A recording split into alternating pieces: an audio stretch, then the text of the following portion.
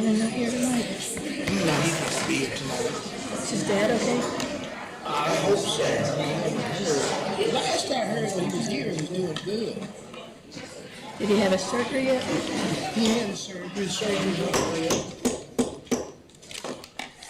I'd like to call to order the Reidsville City Council meeting for Tuesday, May the 12th, 2026. First order of business will be invocation by the Reverend Buck Garrison, pastor of Covington Memorial Wesleyan Church, 3218 Vance Street, Extension, Reidsville.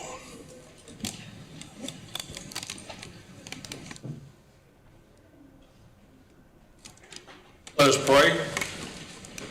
Lord, I thank you for this beautiful day. I thank you for the opportunity to serve the wonderful citizens here in Reidsville, North Carolina. Lord, I pray for our mayor. I pray for the city council. Lord, I pray that you would give them discernment, clarity. Lord, I pray for a spirit of unity in this meeting. We pray that your will be done. I pray that your Holy Spirit would just lead and guide this meeting. And we give you all the praise. We give you the glory. It's in the wonderful name of Jesus Christ we pray. Amen. Amen. Next, we'll have the Pledge of Allegiance, and we'll all rise.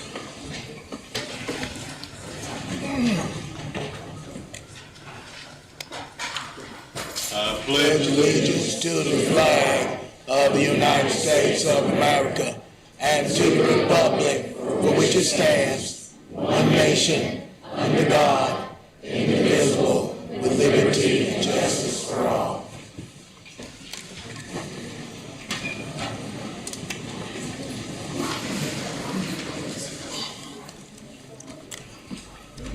Next order of business, we have two proclamations: recognition of National Police Officers Week, May 10 through 16, 2026, and Peace Officers Memorial Day on May 15, 2026.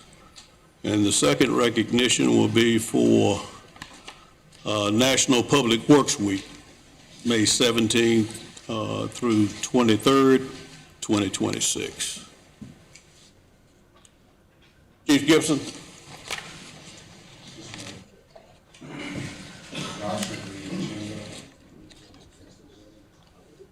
Okay, sorry about that.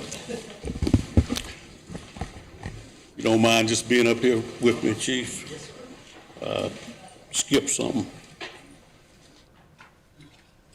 Everybody's had an opportunity to see the agenda. What's your favor for the agenda on tonight?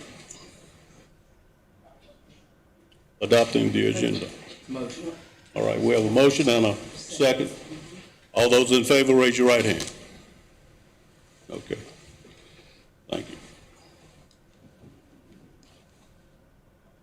Now let's get to the proclamation.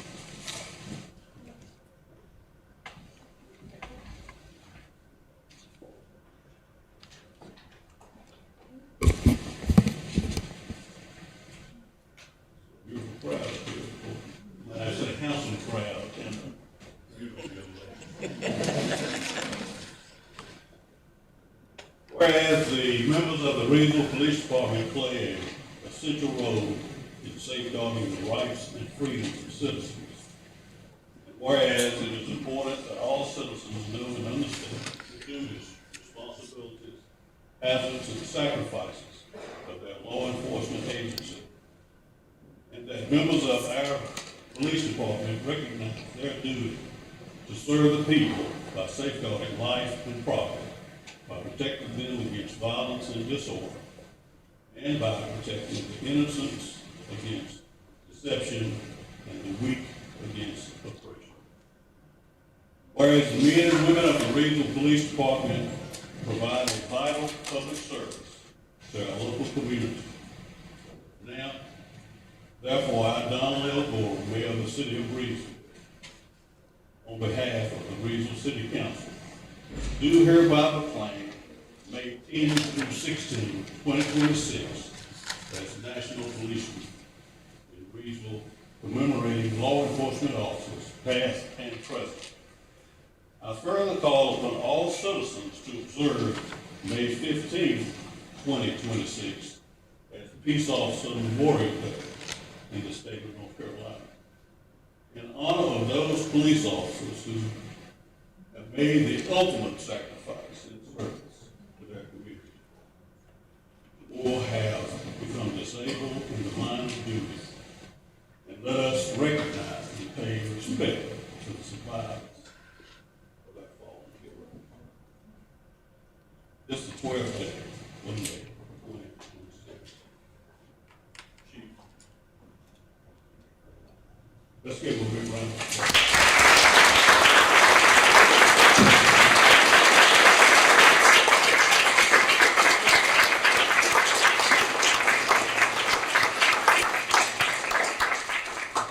Thank you.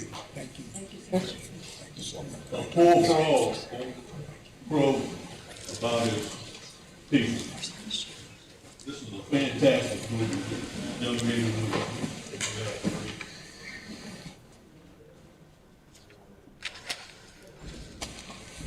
You sleep good at night knowing that.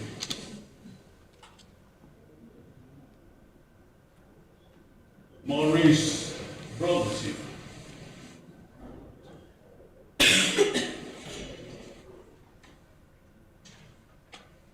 Members of Public Works, please stand.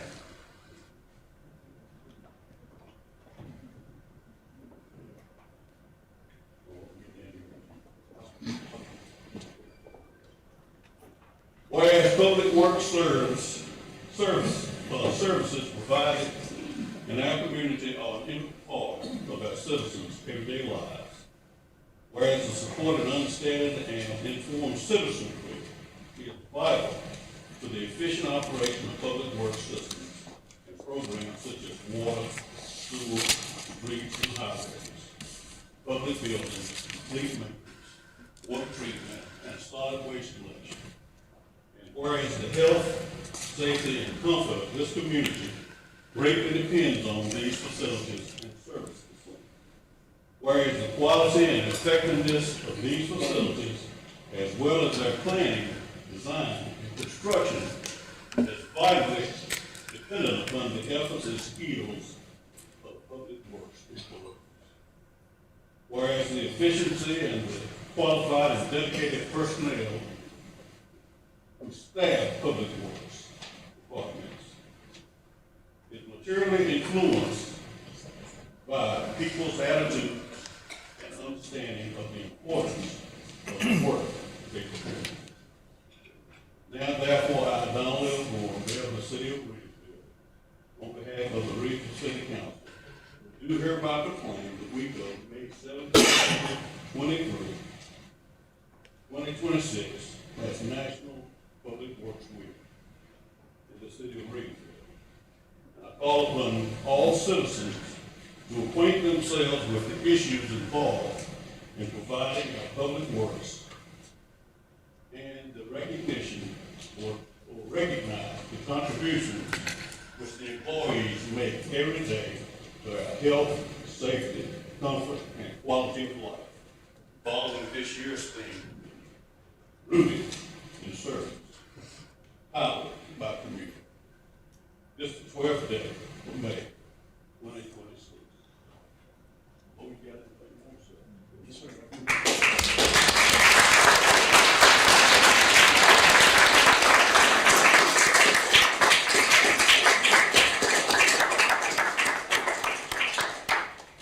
Well, it's an honor we accept this proclamation. Just want to say a few words for my team. Good evening to everyone. It's an honor to stand before you today as we celebrate National Public Works Week coming up soon. Here in Reidsville, this week is about recognizing the people who keep our city running, often without recognition, but never without impact. Public Works is not just a department. It is the foundation of our daily lives. In Reidsville, our Public Works team represents a wide range of dedicated professionals. I want to specifically speak of such as water treatment facility staff, wastewater treatment plant staff, lift stations crew, solid waste staff, Street Division, Meter Division, Park and Rec Division, Water and Sewer Division, Plant Maintenance Staff, Fleet Maintenance Staff, Cemetery Division, and administrative personnel. Each of you plays a critical role in ensuring that our systems operate safely, efficiently, and in compliance with regulations. Your work is not always seen, but it is always essential. Whether you're responding to a late night emergency, maintaining a critical piece of equipment, monitoring systems performance, or planning for future infrastructure needs, you are protecting the public health, supporting economic development, and improving the quality of life of every resident in this state. Public Works connects us all. It supports our homes, our businesses, our future. Because of your efforts, Reidsville remains a strong, resilient, and thriving community. To our Public Works employees, thanks. Thank you for your hard work, your commitment, and your service. Today we proudly celebrate each of you. Thank you.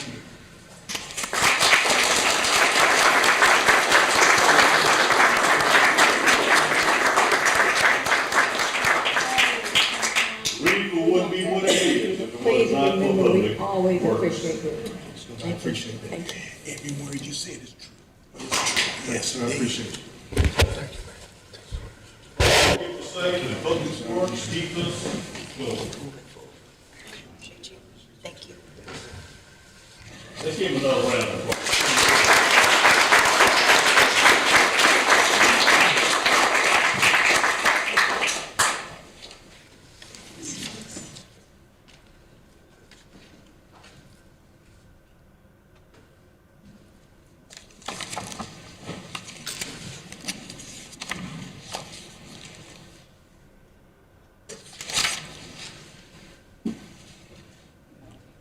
About to go home after that. Next item on the agenda, approval of the consent agenda. That's 6 items. Is there any one of the 6 that you'd like to have pulled for discussion? If not, we have a motion. We have a motion. We have a second. Any discussion? May I vote since I didn't attend one of the meetings? That's okay. Yeah. All those in favor, raise your right hand. Okay. And we'll move to the public hearings.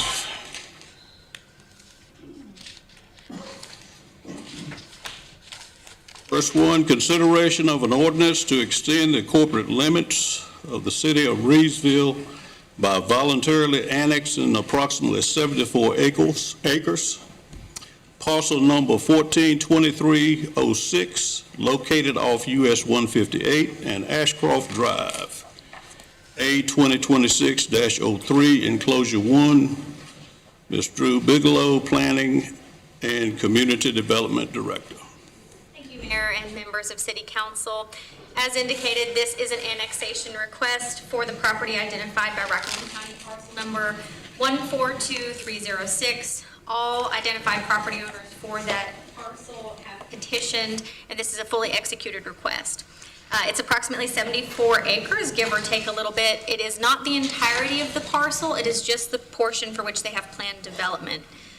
This is located, as indicated, off of US 158 and Ashcroft Drive, and it is a contiguous annexation. Staff have reviewed this request, and we make the following findings. The property identified in this request runs adjacent to existing water and sewer on Ashcroft Drive, and additionally on the end of Ashland Drive to the east. This property is currently outside of the City of Reidsville's jurisdiction, so it does not have a City of Reidsville zoning designation. You will hear that item next if this is approved. The applicant has submitted a concurrent request, and that request is for conditional zoning R6.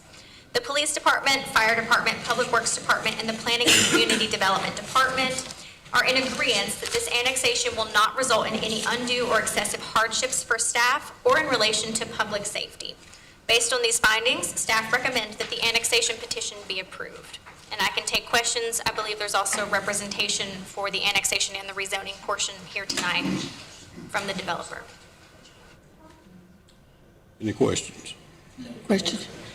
You said that it's an annexation for 74 acres, but it's not all going to be developed, right? Right. How many acres will be developed, do you know?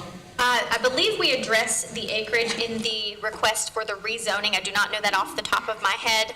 The parcel's 100 and some acres, and it's this 74, 73 and some change that they're looking to do the development on. Thank you. Any other questions? Thank you. Okay. The public hearing will start at 6:15. Anyone here who'd like to speak for?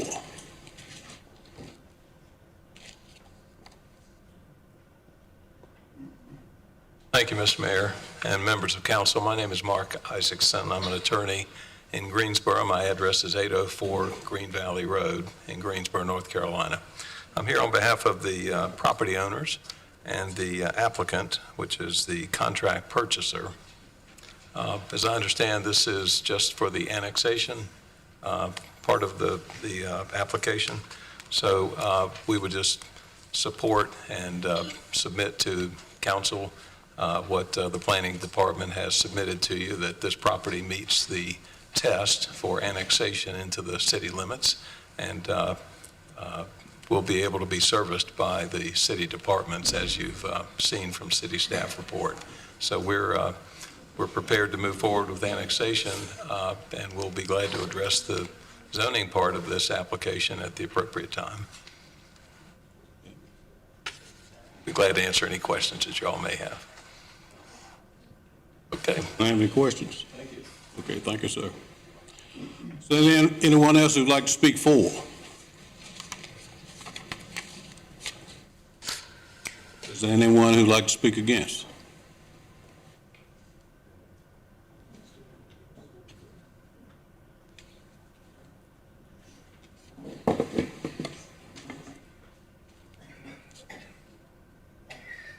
Emma, you gonna speak?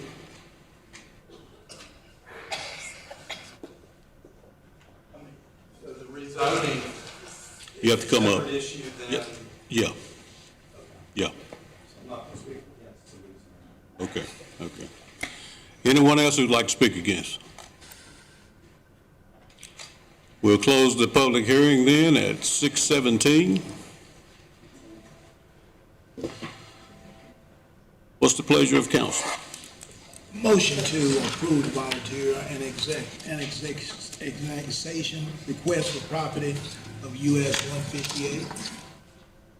We have a motion? Second. And we have a second? Any discussion? All those in favor, then raise your right hand. Okay? Thank you. Next item on the agenda, consideration of a rezoning request for an undeveloped parcel located at 7410 US 158, parcel number 142306 from Rockingham County Residential Agriculture RA to City of Reidsville Conditional Residential 6 R6 CZ 2026-02 Enclosure 2. Ms. Bigelow. Thank you again, Mayor and Council. Four Star Group Incorporated is petitioning to rezone one undeveloped parcel located along US 158, as identified with the annexation, parcel number 142306, from current Rockingham County Residential Agricultural to a City of Reidsville designation of Conditional Residential 6. According to the Rockingham County tax card, the owners of the properties are Najid Raymond, Munira Raymond, Robert Rourke, and Jean Ann Rourke. The parcel encompasses a total area of approximately 74 acres. Again, that's just the portion that's being annexed, the portion that will be subdivided off to be developed. The land is currently zoned agricultural and is undeveloped. Water service does exist, as noted previously, on Ashland and Winterberry, and then on Ashcroft. The water line is operated by the city of Reidsville. Sewer service is available within about 215 feet of the right-of-way of Ashland Drive, Ashcroft, and Winterberry. The sewer line is also operated by the city of Reidsville. The property is located in the Jordan Lake watershed and the Troublesome Creek watersheds. Additionally, there are several streams located on site that are required to be protected by a 100-foot buffer, a riparian buffer per NCDEQ Jordan Lake stream buffer rules. It is the responsibility of the developer and the applicant to obtain all required stream buffer impact approvals from NCDEQ prior to development of the site. The floodplain insurance rate map, identified as firm, indicates no floodplains on site. The rezoning approval is in alignment with our watershed regulations and does not pose a threat to the city's watershed or drinking water supply. As you've known, and you've heard multiple times from me, a conditional rezoning request amends the zoning map with site-specific conditions that are mutually agreed upon by the developer and the city. This allows them to place those voluntary conditions on the land with an intent to potentially restrict allowable uses or to deviate from our standards in some way. The owner and applicant get to choose which of these they'd like to implement, and in this case, they're implementing standards from the Residential 6 zoning district. The owner and applicant have requested to limit allowable land uses to single-family detached dwellings only. So that would exclude townhomes, that would exclude condos and other forms of multifamily, as well as manufactured housing. The applicant has provided the required concept master plan and has agreed to provide the following development conditions. The density shall not exceed 100 units. I think there's a slight modification there that the attorney who's here on behalf of the developer can speak to. A 20-foot wide natural buffer landscape is to be preserved where possible, and public road dimensions are to exist as depicted on the concept plan provided in your packet. Per Article 5, Section 1 of the zoning ordinance, any major change that alters the density of the development will again come back before council for consideration. Minor changes that do not rise to the level of a major change can be approved administratively by the director. Approval of a concept plan does not issue approval for construction. A preliminary plat review must still be completed by the technical review committee, along with all applicable construction drawing and infrastructure plan review. The proposed concept master plan includes construction of 100 single-family detached dwellings, and as noted above, they are located in the watershed. So they will have to adhere to all of the watershed standards per Article 14, water supply watersheds, within our ordinance. This property is located on the border of Growth Management Area 3, Suburban, and Growth Management Area 5 Conservation, because it is down near the lake. Growth Management Area 3 Suburban is predominantly used for residential development. There's a lot of vacant land that's ideal for residential development. It's not always ideal for commercial. Typically what you would see is residential, and that's what they've proposed. There are additional characteristics of having water and sewer utility access and roads that are capable of handling traffic and through traffic for residential uses. In Growth Management Area 5, conservation encompasses the area to the southwest of the city and is intended as an area of low impact to protect the city's water supply watershed. As indicated previously, we haven't found any indication based on our preliminary plan review that this would impact our watershed. Based on those findings, the planning staff recommends that the proposed rezoning be approved. And I'll take any questions you have. Any questions of staff? You said they were going to build how many homes? 100? 100 was what initially was proposed, and that report hasn't been updated since they provided us an updated master plan. I believe now it's about 100. I think the number I'm recalling is 104, but I would save that request for the applicant. Could you, I know there's some people here, obviously, the guy was on to speak out against this, but how does this play effect in Ashcroft with the E.V. Wilkins Way project? I know they have the same engineer, so I'm just curious to that. I think some people are probably going to ask that question. Excellent question. Yeah, so during the review process for this concept plan, the initial phase that was shown to staff did not show multiple entrances. It just showed one entrance coming off of Ashcroft. We talked to the state, worked with Assistant City Manager Fire Chief Joshua Farmer to get answers from them on what would be required, if a second entrance would be required or not. it was indicated that a second entrance would be required. So the new plan that you have in your packet does show a second tie-on to the top of Ashland, where we previously approved that other development for Ashcroft. So that is, contingent upon whether or not that development moves along in a timely manner. And then they also have a emergency drive that will be connected to 158. So they will have ample access to and fro the property. But this is two separate developments still, correct? The E.V. Two separate Wilkins. developments. But the E.V. Wilkins, they're going to get that separate emergency exit. It would tie in eventually, it looked like on that map. So I Yep. think a lot of the people's concerns was, which regardless, and I know we do traffic studies and, all these things through the permitting process. I thought we could eliminate answer a few of the questions I feel like are coming. All of E.V. Wilkins wouldn't be necessarily running through Ashcroft, vice versa, like these others. They have that second entryway to split the traffic up. Potentially, yes. Now, on 158, it is currently proposed as an emergency access that's per DOT. I believe they've also brought their traffic engineer along to speak on that in a little bit more detail. Yeah. And he can clarify any questions that I cannot, but that is how it's currently proposed as an emergency access. So on this upper end, that for the emergency access, it shows that road tying back in eventually to EV. So Yeah. will that tie back in with this? That is what's proposed to tie back into Ashland there. Yeah, okay. Yeah. Gotcha.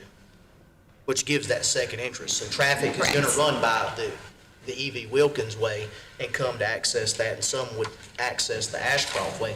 So it's split traffic. Yes, For sir. the people in Ashcroft, it's not every single 100 individual person running up through Ashcroft Drive is what I'm getting at. Yes, you're 100% correct. The connection from that point to 158 is going to be the emergency connection. Yeah. Yes, sir? Any other questions? Thank you again. Thank you. Public hearing will start at 6:27. Anyone who'd like to speak for?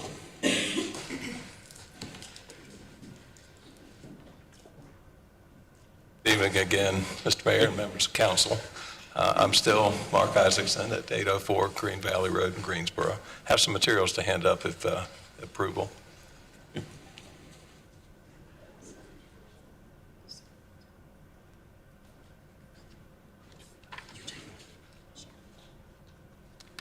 As those materials are making their way down the dais, let me just mention that, again, I'm here on behalf of the property owners and the contract purchaser, which is Four Star USA, which is a land development firm with offices in Greensboro. Four Star has this property under contract, and as you've heard, they hope to develop approximately 74 acres. The property is located Highway 58, and the intent, subject to approval of the annexation and zoning, is to develop the property for approximately 106 single-family detached homes. That is the number of homes that was presented to and approved unanimously by the planning board for recommendation. With me this evening are our civil engineer, Aiden Stoltzfus, and our transportation engineer, Pat Ivy, who was with NCDOT in a senior position for many years.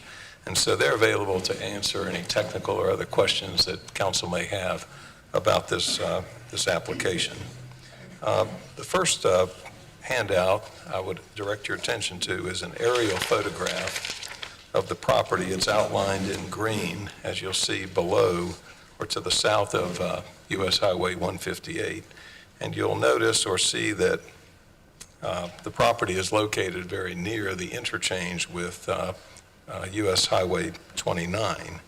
And we think that's an important factor for council to consider because of the location, the ease of access to major thoroughfares, to allow residents here to get to a variety of locations, whether they're going north, south, east, west, to work, to school, or to other locations. It's very convenient and safe access to the interstate and other thoroughfare system in the area. Also, I think what you may notice is to the east of this property is a combination of land uses. And after all, I think as your legal counsel will advise you, focus here is on the proposed land use and whether it comports with the city's comprehensive land use plan. Here, I think you'll notice that there is a mix of land uses, especially to the east of the property. There's a similar detached single-family community, Ashcroft, to the east of it. But then you get to a mix of various land uses between that and and Highway 29. So, for example, there is a range from light industrial to residential, to medical services, to commercial, including several restaurants, a Mexican restaurant, some other establishments, and including even religious organizations and agricultural uses. So a true mix of uses in this area, and that's all driven, I think, logically by the location of the thoroughfare and the interstate system here. I think I would submit to council that you'll continue to see some growth and some changes in this area because of the proximity to the interstate and other highway systems here. Now, next, and we submit this for illustrative purposes, you'll see the sketch plan that Drew referenced, and this has been submitted to the city's staff and reviewed for technical compliance. And while it hasn't been approved because it's not a fully engineered site plan, it's a concept or sketch plan, and it has gone through the system, it has gone through review, and I guess I would feel safe in saying that no red flags were established or noticed in reviewing this. And this is where the fire department and other emergency departments noticed that we should have additional access points into this community. And so you'll see at the north end of the property, and if you're looking at it, it's kind of the narrow point here. It's the north end of the property where it touches Highway NC 158, as well as another access point toward the north part of the property. And the main access point is where the Ashcroft Drive is stubbed in to the existing property. So I would submit to council that this was the intent, this was the layout all along, was that this Ashcroft Drive would stub into this vacant land, and that as this property was developed in a logical and reasonable manner, that road would be extended into this new residential community. And so that's what you see on the plan, and that's what the engineers have proposed. In addition to those couple of points, I would ask the council to consider that out of the approximately 74 acres, about 50% of this property is remaining as undisturbed and open space. And I think that's an important factor for the council to consider, because annexing this property into the city of Reidsville allows the development of the property to be done under city standards, under city development standards. And these houses are gathered together to leave open natural and low-lying or other areas that are sensitive areas. And so the engineers have really paid attention to that and been very thoughtful about it, I would submit, so that this property is laid out in a very efficient manner, and trying to be good stewards of the land here to preserve open space and undisturbed areas. Those are natural areas that we think the residents here and others will enjoy seeing as kept as undisturbed. The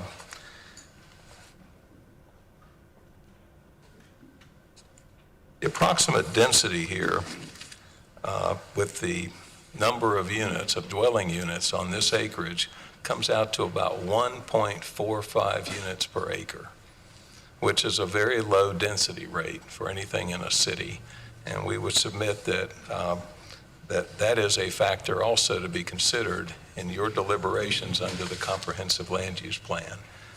When you have an opportunity such as this, which I think is fairly unique, to provide housing and to keep it at a low density rate and still keep open and undisturbed spaces on property, it's really a great opportunity for, I think, for the city. In addition, as you'll see, in terms of zoning, which focuses on compatibility and consistency, there is a similar residential development of detached single-family in Ashcroft to the east. And so I think that's another important factor to consider, and it's a factor under your comprehensive land use plan.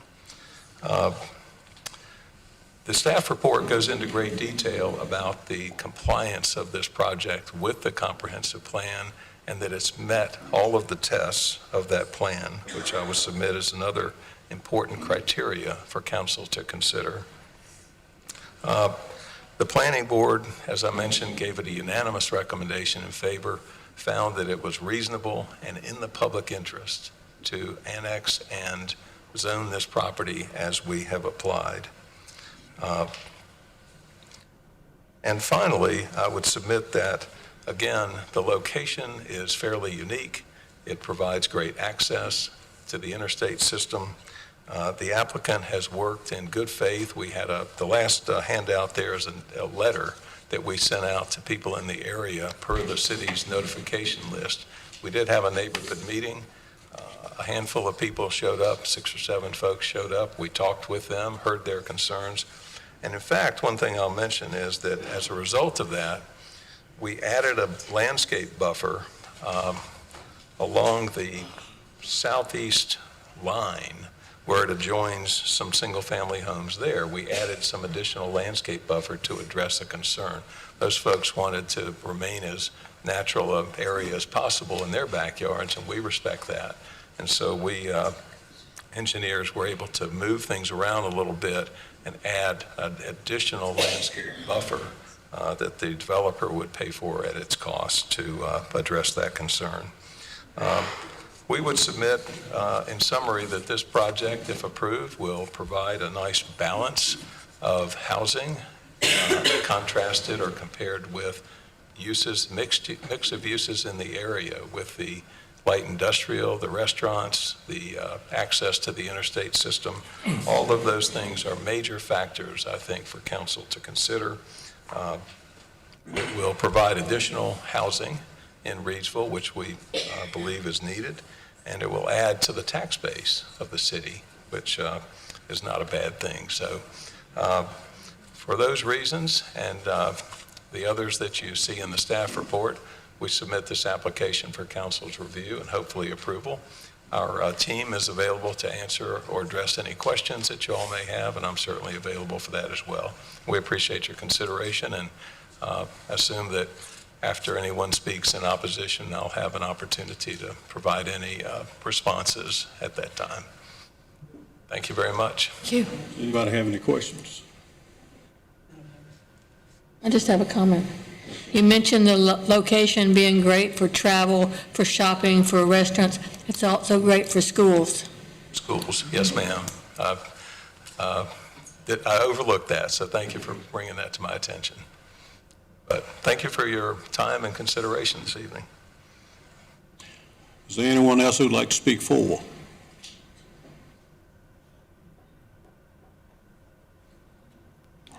Is there anyone who'd like to speak against?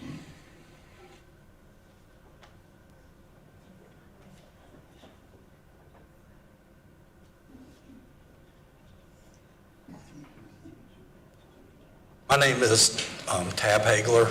I live on Winterberry Drive in the Ashcroft neighborhood. Contrary to what the attorney just said, there was no neighborhood meeting. The residents of the neighborhood whose property abutted the property received letters, but no one else in the neighborhood, including those that live on Ashcroft Drive, received any notification regarding the proposed rezoning and new neighborhood.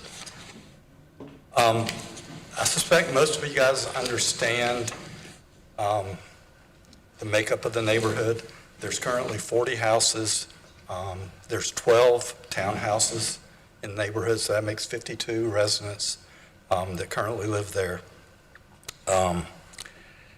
Ashcroft Drive is the only entrance into the Ashcroft neighborhood with the stoplight at Freeway Drive. Approximately 100 yards from where that stoplight is where E.V. Wilkins Way is. As noted earlier, E.V. Wilkins Way is going to have one of the two entrances associated with the new community that's been proposed. And then the other entrance is going to be on Ashland Drive as well.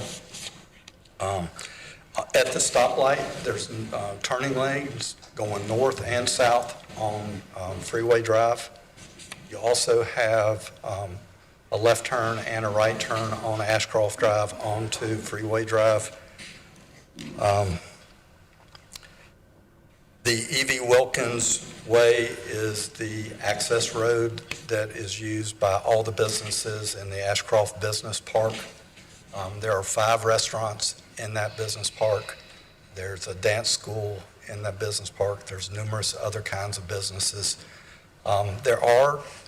There's one entrance into the Ashcroft Business Park, and then there's one entrance into the Monterey parking lot going south.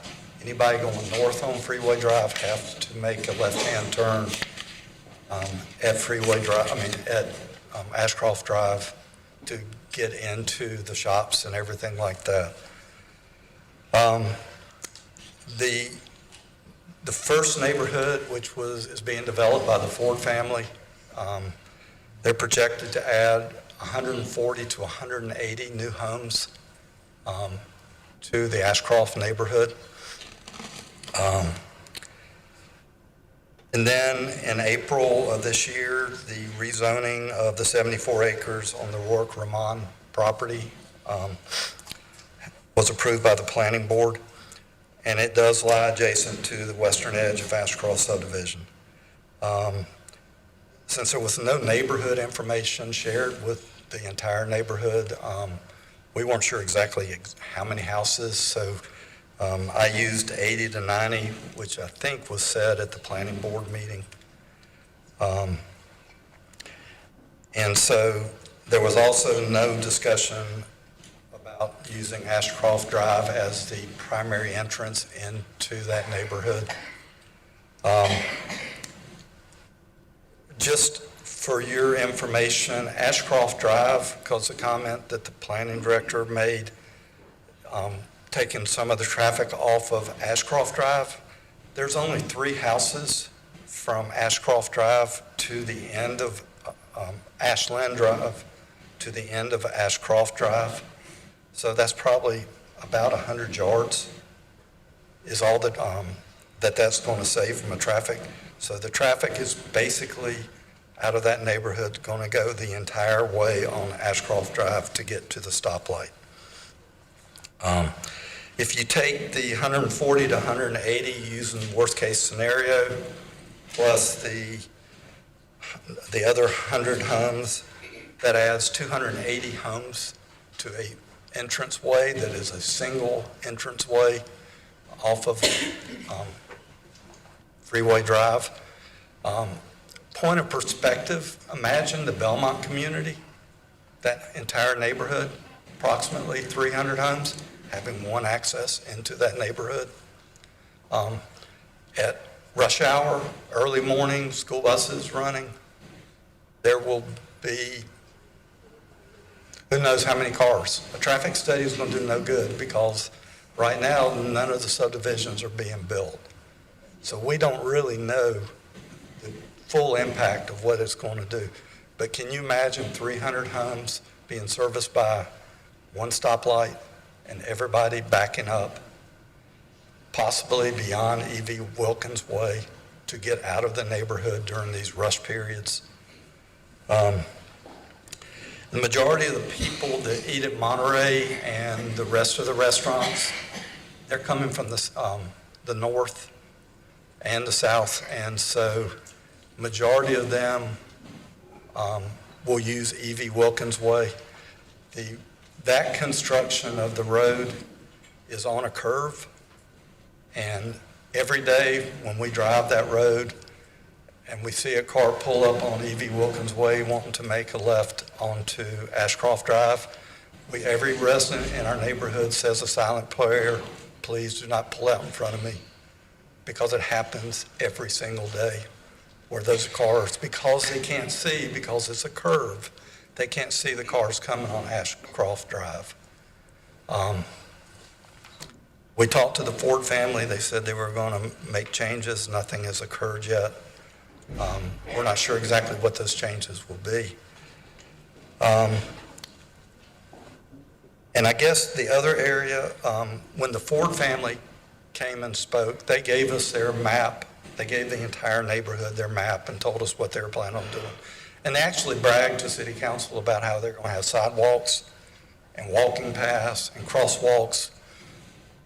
Ashcroft Drive has nothing. If you want to walk your dog, if you want your child or your grandchild to ride their bike, they're on Ashcroft Drive. There's going to be 300 plus cars on that road at any given point. It is a safety concern. We have no sidewalks in our neighborhood. Ashland Drive has no sidewalks. We don't have bike lanes like there is on Belmont. We have nothing. So as a neighborhood, addition of this new traffic is going to put us at risk.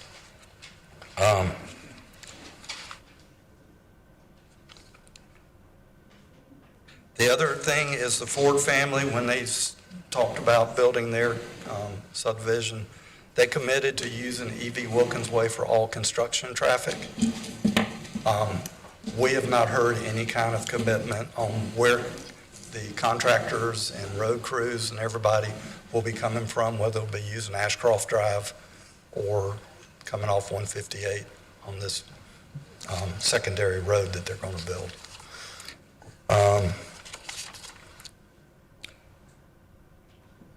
I guess our request is we're not against the neighborhood. We understand housing is needed in town, but to use an existing neighborhood as sort of the point of entry, destroying the value of these homes that are sitting on, there's 12 homes that sit on Ashcroft Drive with traffic, with curves. It will be very much a safety risk, and aesthetically it won't be nice because there'll be cars going by your house at all points of time. So we would just prefer if we could find another entrance off 158 to bring that traffic in that way versus using Ashcroft Drive as the access point. Questions? Anyone have any questions? I don't really have any questions, but I will make a comment to some of your statements in terms of the number of houses and the car counts and stuff like that. Once these guys get into a deeper state of this approval process, DOT does take into consideration the number of homes and lots and number of vehicles to those homes to come up with that traffic count. And so I think that all of that stuff has to be looked at and presented to the city before their approval process for authorization to construct goes. And so if these guys build before the Fords build, it could change the trajectory of that, and it could require some type of alternate path. It could open up that emergency exit. We would have to see that. But at this point in time, what's provided to us, in my opinion, is this development. And we don't know where the Fords are at. Last I heard, they were talking about reducing the density levels of that, building single-family homes. So I hear your concerns. This is one of those things where we don't know what we don't know. Yeah, the bike lanes, that there's a possibility to add bike lanes in here. It's a matter of striping. There's a lot of recommendations that would come down from DOT. Eventually, we're not at that point, as the attorney stated, Right. where all these things get taken into consideration. But also, I would say this, as the attorney stated, the road has always been stubbed in as if it's always been to be developed.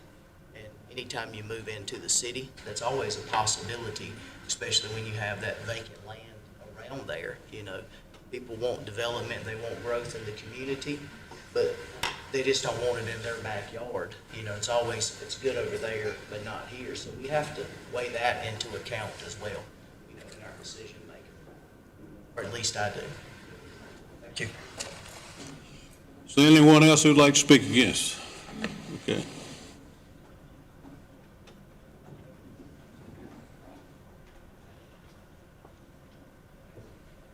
I'm Melvin Hill, and I live on 2700 Ashcroft Drive.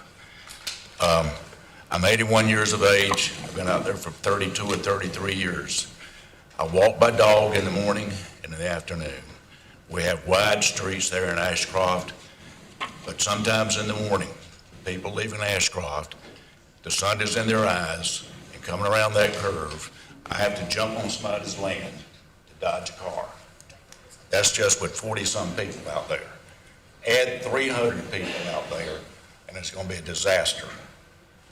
My big concern is the safety. We do not have any place to walk other than on the road. I keep hearing about a second entrance, but I understand that's an emergency entrance and only for emergency vehicles. So that will do nothing to relieve the congestion on Ashcroft Drive by the stoplight trying to get on freeway.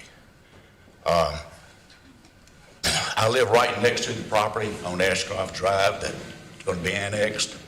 I have received absolutely nothing from these people about what's going on, no notice about anything.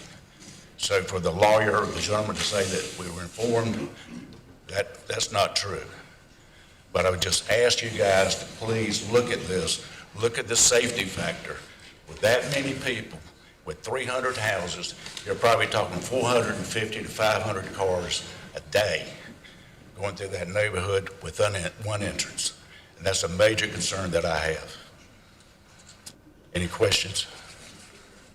I'll provide you with this. It has the second entrance as well as the emergency entrance, which I circled and highlighted for you. Okay. If it's an emergency entrance, it can only be used by emergency vehicles. So does that give us Two entrances, I highlighted both of them for you, circled them, the one that hits 158 and the one that hits EV Wilkins to split the traffic. That's a map you can be able to look at and kind of have an idea. But is it an emergency entrance or just a regular entrance for all 300 people to go out? So there's two entrances there. One's the emergency entrance and exit onto 158, and then there's the exit onto EV Wilkins. You know, we can get the traffic guy up here to try to explain that if you'd like. I would like that. Is there anyone else who would like to speak against?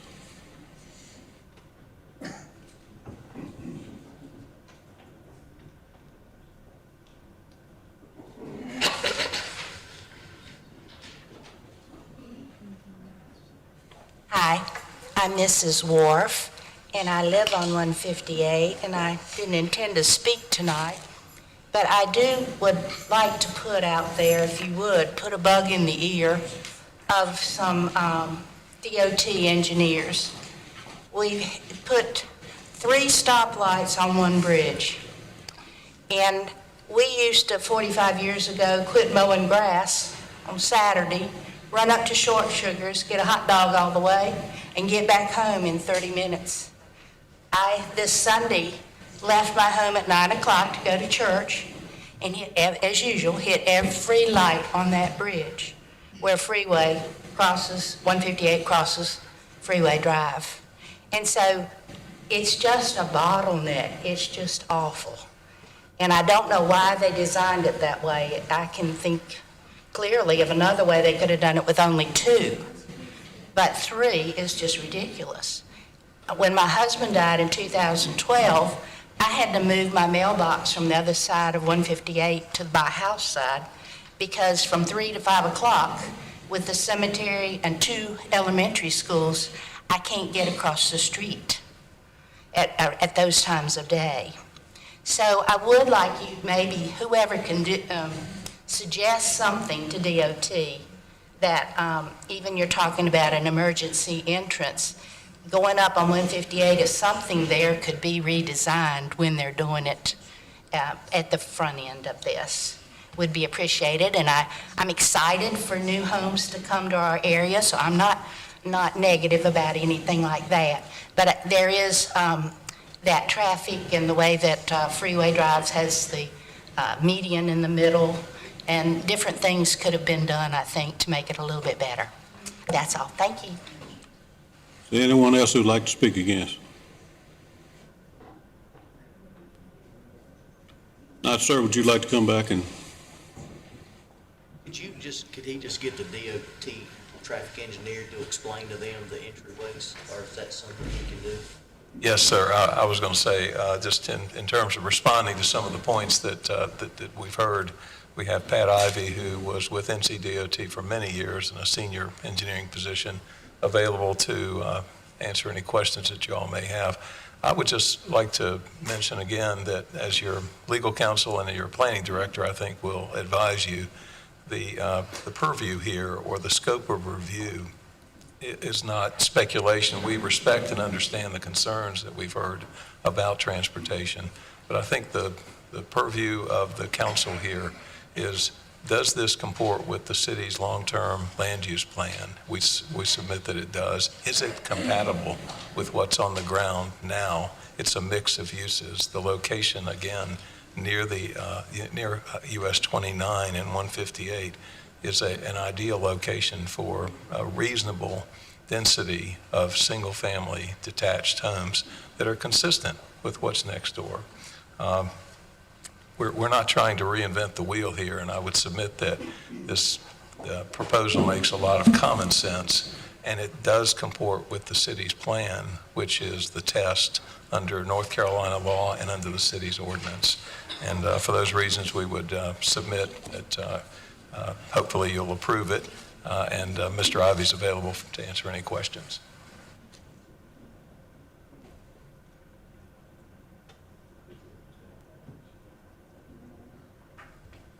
Good evening, Mayor Gorham and members of the council. My name is Pat Ivey. I am an engineer with LJB Engineering in Kernersville. The address is 311A South Main Street in Kernersville, 27284. Prior to coming to work for LJB, I retired from NCDOT after 38 years of service with DOT. The last 25 I served as the division engineer for Division 9 in West Salem. And prior to that, during the 1990s, I served as the district engineer here in Reidsville, where I was involved in some of the initial planning work and construction work of the Ashcroft subdivision, both residential and the business side of that as well. LJB was hired by the developer to come in and do some analysis, traffic analysis of the potential impacts of their development off of Ashcroft Drive. And at that time, of course, it was specifically related to the intersection at Freeway Drive and Ashcroft. We did that. We took a look at the intersection, evaluated two things. First of all, we looked at the traffic forecast that NCDOT did for that intersection as part of the Freeway Drive widening project. We took that information and then also looked at the traffic memo that was done as part of the E.V. Wilkins development that you all have spoken about as well. We took all of that information, added the people that currently live in Ashcroft, and added the proposed number of homes that were going to be in the expansion or this new development that would utilize Ashcroft Drive. Once we looked at all that, we determined that the level of service at the Freeway Drive, Ashcroft Drive intersection would really not be impacted at all. It stayed at the same level of service, which is a level of service A, which is the best you can get, because DOT, when they did their initial studies, not only looked at the traffic or the development in Ashcroft there, they actually took into consideration the potential expansion, because their numbers actually consider development into year 2035. So basically, Our study confirmed what had already been done, that the existing intersection and the improvements that were made as part of the Freeway Drive widening were enough to accommodate not only the future development that's being proposed, but development into the future as well. DOT reviewed our impact analysis and agreed that no additional improvements would be needed at the Freeway Drive, Ashcroft Drive intersection. Now, subsequent to that, we were asked to look at the capacity of existing Ashcroft Drive, both today and the ability to carry the additional traffic generated by the additional homes in this proposed development. We looked at the information in the highway capacity manuals and the traffic generation tables on the capacity of two-lane roads. Now, in general, the capacity of two-lane roads, very conservatively, is about 6,000 cars per day. However, for local residential streets, those numbers are decreased significantly to anywhere from 1,500 to 2,000, primarily to keep quality of life for the residents in those areas, which has been discussed tonight. With the additional development, not only with the development we're talking about tonight, but we also looked at the development for E.V. Wilkins. The capacity of Ashcroft Drive, particularly from E.V. Wilkins to Freeway Drive, is more than enough to handle the additional traffic safely. It's important to know that over half of the additional development, or the homes, if you look at E.V. Wilkins development and the proposed development we're talking about tonight, more than half of that will be from the E.V. Wilkins development. If you look at Ashcroft Drive from E.V. Wilkins out to the current dead end where the existing home's located today, the additional traffic generated by the 106 homes there now would be far less than the 1,500 cars per day that is recommended to keep a good quality of life on a local residential road. And that is with looking at each home generating 10 trips per day, which is quite liberal. DOT, I think, looks at 7 houses or 7 trips per day. We analyzed it using 10. That's sort of the higher end there.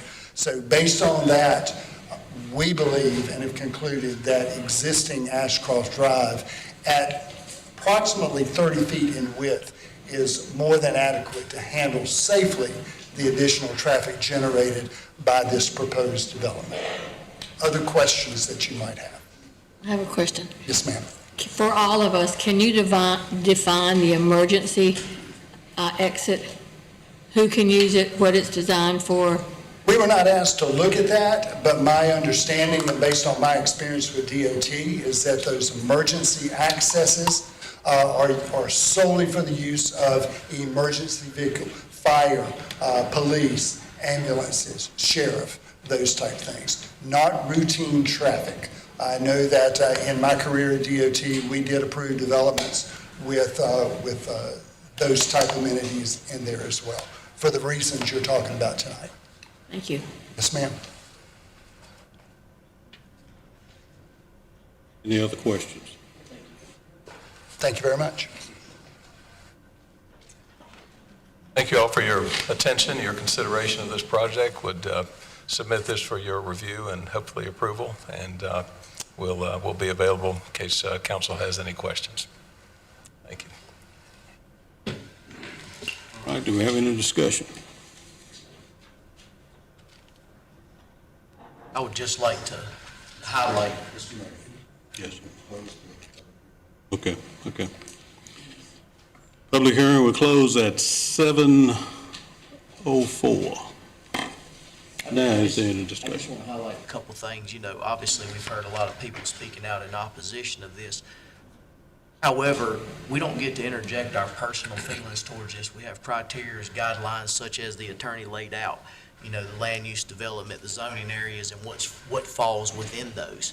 And if we make a bad decision and we go against something because it's our personal belief, but it fits these criteria, developers have the ability to file suit with this in Superior Court, which is typically overrode because they're going to meet the criteria set forth by our policies, our standards, our ordinances in Chapter 160D. So it's unfortunate that people are unhappy.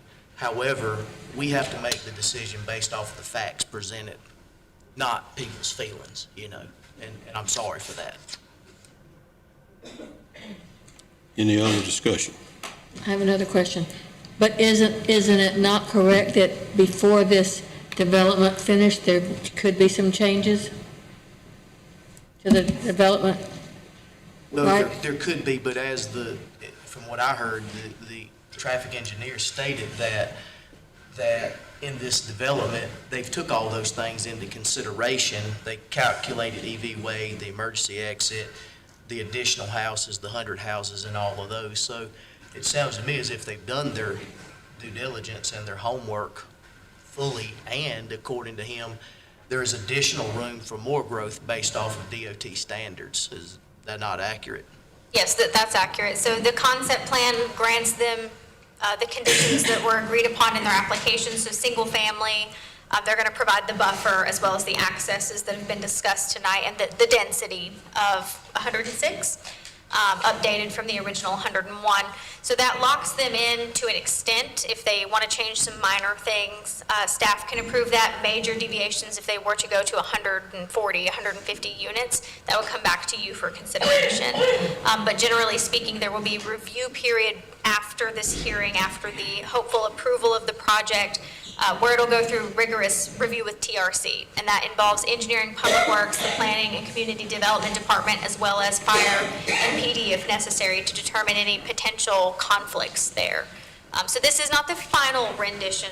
They will have to go through that review process, but it should be very similar at the end. Thank you. So at this point, there is no way that you can have an extra access, nothing at all? I'm sorry, I only caught So part of at that. this point, what you're saying is that the only other access still would be that emergency. Yes, there's the two within the development off of Ashland, once that's constructed, and then additionally one off of Ashcroft. And then the emergency access is just a short strip from the top of where Ashland is out to 158. Okay. All traffic will not be funneled down Ashcroft. It can circulate amongst Ashland, towards Winterberry, back out towards E.B. Wilkins. There's a couple of options for circulation within the plan. That's better, okay. Any other questions? Thank you. Thank you. Any other discussion?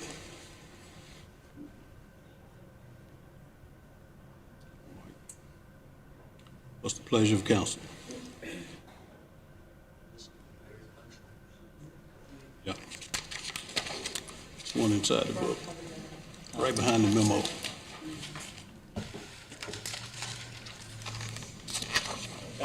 I'll make the motion to recommend the proposed rezoning be approved for the specified parcels to the requested zoning district based upon the consistency and reasonableness determination statements that are included in the council agenda packet submitted during the rezoning presentation, and as may be amended, incorporated into the motion to be included into the minutes.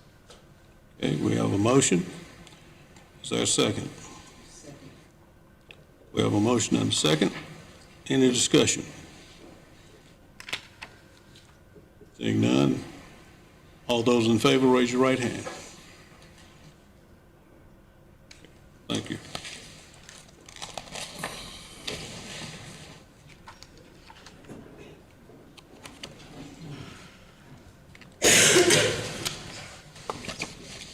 Next item, consideration of a rezoning request for 1122 Lawsonville Avenue, parcel number 158701, from conditional use zoning neighborhood business CZNB to residential agricultural 20, RA 20, Z 2026-03. Ms. Bigelow. Thank you all again. And I'll give the audience a moment to exit.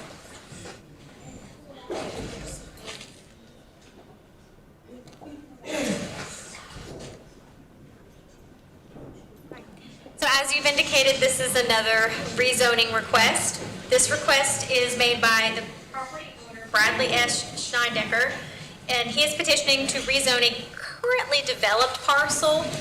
The parcel appears to have a single-family home on it. It is located at 1122 Lawsonville Avenue, parcel number 158701, from that conditional use neighborhood business to a conditional use, to straight residential agricultural 20.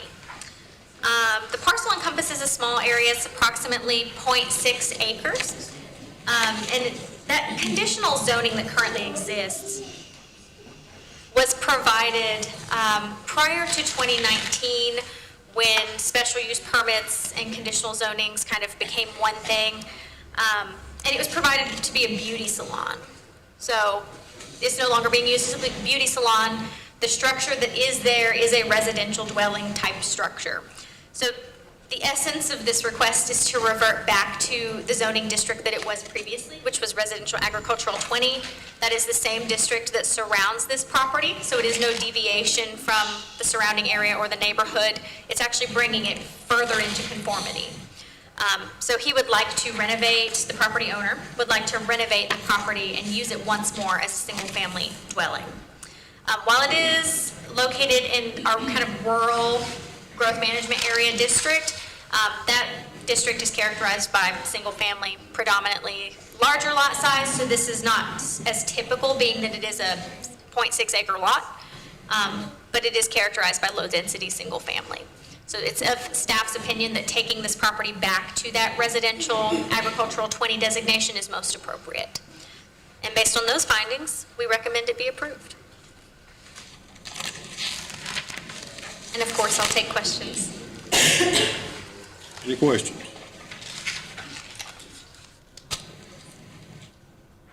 Thank you. Thank you, Ms. Bigelow. We'll open the public hearing at 7:11. Is there anyone who'd like to speak for?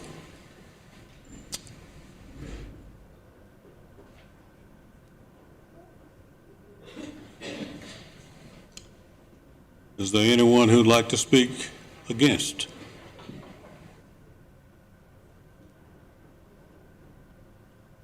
We'll close the public hearing at 7:12.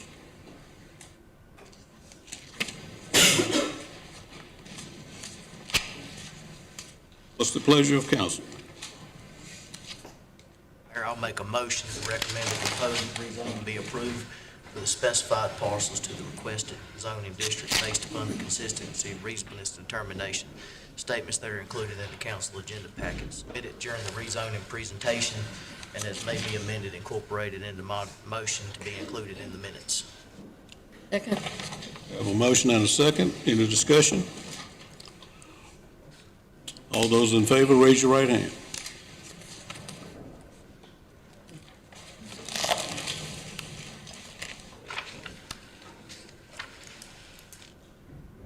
Next item, consideration of a request to update the existing special use permit, SUP, for 1601 South Scale Street, Penrose Mall, specifically Rockingham County Tax Parcel number 184183, to incorporate recent amendments to the SUP standards for shopping centers, SP 2026-01, enclosure 4. Ms. Bigelow. Thank you for the last time tonight, Mayor and Council. I appreciate your patience. As you noted, this is a request to amend an existing special use permit for the mall located at 1601 South Scales Street. Tom Holderby is the property owner and the requester for this amendment.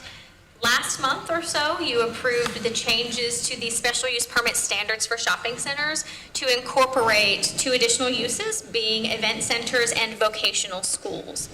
This entire request is simply to update any existing special use permit standards to be in compliance to allow those 2 uses. It changes nothing else in regard to the existing permit, none of the development standards. It does not strip the mall of any rights that it is currently enjoying to operate in the existing capacity. The only instance in which anything would change in that nature is should there be a significant expansion to the mall addition, and that would follow our typical processes for like a site plan review evaluation. I know there's been some maybe rumblings in the community that this would change things for the mall. It does not change anything with respect to the existing uses within the mall. It just adds those two on top, make sure that we have updated in compliant paperwork, we're in compliant with 160D, to go through this process again when additional uses are added. That's all that is for. It does not change anything else in regard to the mall. Staff feels that the uses that have been presented are in compatibility with the uses existing at the mall. Since it was approved as part of the text amendment last month, again, this is just incorporating that. And I have take any questions. I believe there is someone here to speak on behalf of Mr. Holderby. Should you have any questions for him? I've got a question. So you said staff also recommends at the end of this that you shall comply with the special use criteria for the shopping centers per the Reidsville zoning ordinance. So in the previous book, when you look at the new criterias versus what the mall fell under previously, there's like 31 items that fall under that. So what would be the intent of adding staff's recommendations if none of this is applicable at this present moment, unless there was going to be an expansion or a new structure built there, which then would require a rezoning? So why are we doing that when there's 31 items that by the 160D standards we would have to come into compliance with? Because the mall appears to already be in compliance with those standards, generally speaking. Generally speaking, but if they're not in compliance with these standards, then by law they would be required to comply with whichever ones of these are applicable. Is that not correct? That would be the process for that. However, staff reviewed those standards and nothing stood out to us as being out of compliance. Yeah. We haven't been submitted a formal site plan with full detail from the applicant, so I do not know what the full intent is of the project, but based on the existing conditions, nothing stood out as being non-compliant. Yeah, so at that present moment, when we submitted, if he went back and submitted a full site plan, that's when we should be rezoning and asking the mall to come in compliance with this. As it stands with this special use permit based off of this, if he's not making changes to the building or building new structures, I'm not really understanding why we would change the zoning compliance of that until the appropriate time is needed. So if he issues a site plan for a new structure, at that point in time, I believe that's when we would be rezoning the mall to come into these with standards. We could refer back to his attorney there that's here to speak, but in my experience, I think that's how that typically happens. Sure, and you use the term rezoning, and that's not what we're doing here tonight. This is not a rezoning. This is not changing the underlying zoning designation. It's just adding at face value those two uses that were added to the standard. Yeah, so what does staff's recommendations get us at this present moment? What purpose does the use shall comply with the special use criteria shopping centers per the Reidsville zoning ordinance? And then when you look at our new shopping center zoning ordinance, there's 31 items, all the way pertaining from determination of trade area, present, futures. It goes into dimensions of the property, location of proposed uses, as much as submitting drawings for traffic circulation, parking areas, pedestrian ways, landscaping, property buffers, even having to submit drawings for the existing infrastructure that is on there. So when you look at these items, I don't think we get the opportunity to pick and choose what we apply in there. So location of signage, lighting plans where applicable, erosion control, profile cross sections, on-site, off-site ditches. So if we grant this number 2, then he would have to come into compliance with these particular items. If he made substantial changes to the mall to expand it, yes, sir. Well, then I think at that point in time, that's when we would, ask for that rezoning. It would automatically trigger this if he was going to make substantial changes. And I think it might help to clarify that we include this language on every special use permit you've ever approved. This language is always included. It serves as a assurance on our end that should the need arise, that language is in there. That language is a part of their approved permit. It's not a guarantee that there's going to be a change. It's not a guarantee that he has to provide some sort of updated plan or go through a review process. It's also not a guarantee that he doesn't either, correct? That would be up to the developer should he decide to make changes that would constitute that, yes, sir. So technically, it could be different for everyone that applies. That is 100% So correct. the 30 or so, whatever it says, that must be followed, might not have to be followed by somebody else. Is that what you're saying? If they already meet the standard.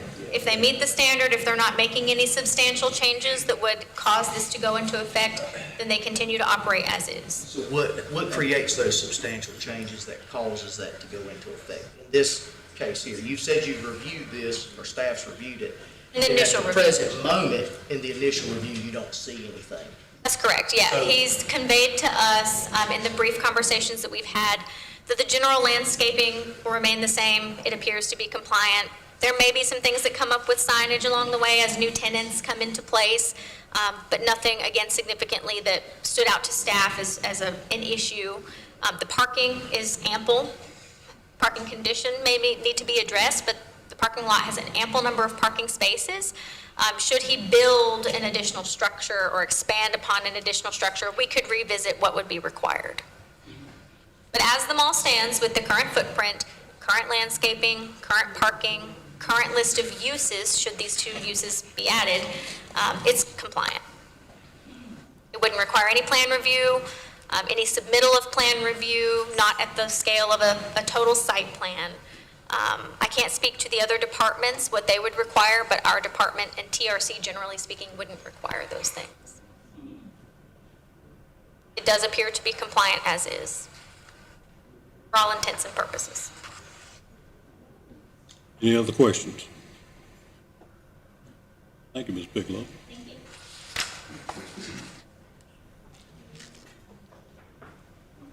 you. We'll open the public hearing at 7:21.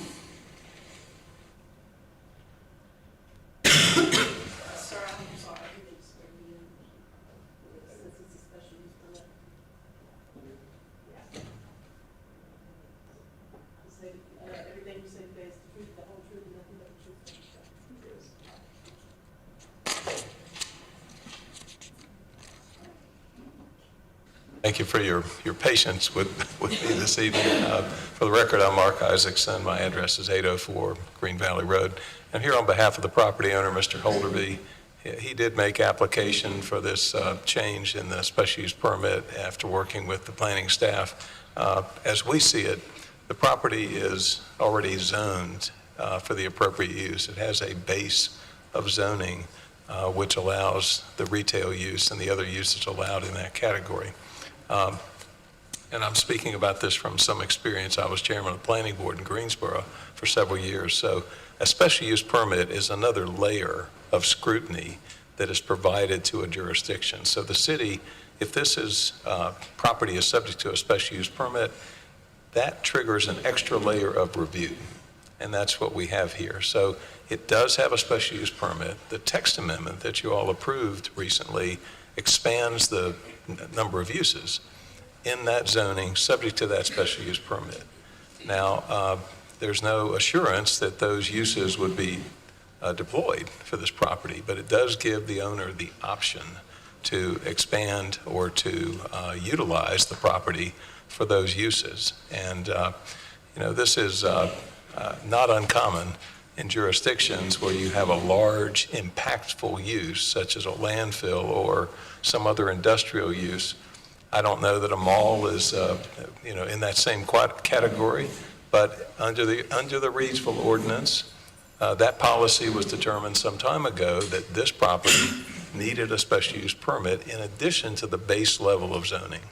And so to be able to expand the permitted uses under the zoning and the special use permit is just an opportunity for the owner to try to redevelop the property. It's what we call an adaptive reuse. Malls were invented, I guess, decades ago, and things have changed. As you heard, there's ample parking. Some malls are being converted. Big Kmart centers and so forth are being converted to take that. The infrastructure's there. So why not utilize the investment that the city has made, the state has made, and the owner has made to make that a better, more improved property to serve the area? And so with that, we would support and request approval of the application here. Sounds to me like you have a very clear understanding of what's going on here. And I would like for you in the future, if Mr. Holeby has any question, if he would come directly to staff. Thank you very much. Okay, thank you for your time.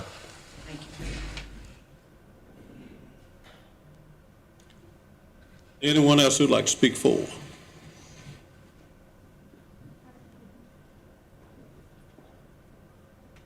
Is there anyone who'd like to speak against? Public hearing will close at 7:25. Before we can make a motion on this particular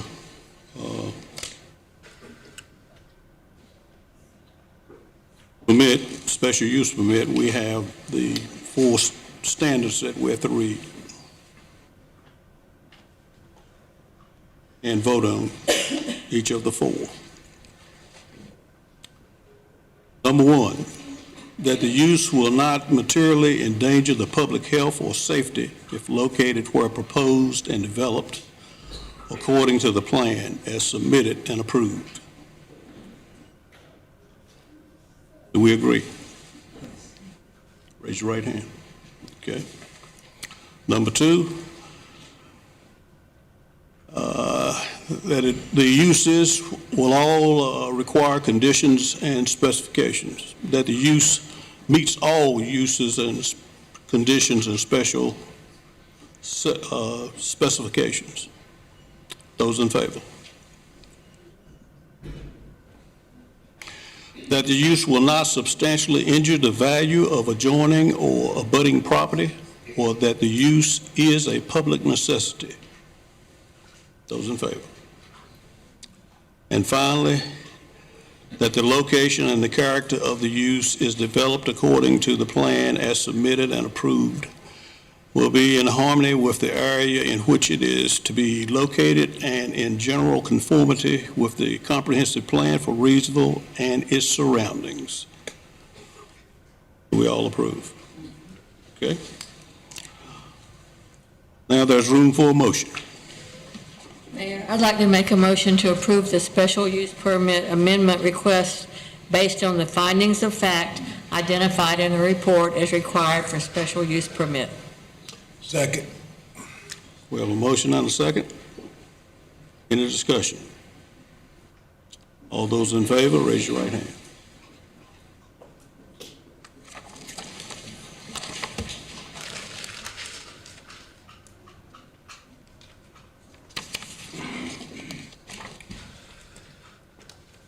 We now move to our public comments section.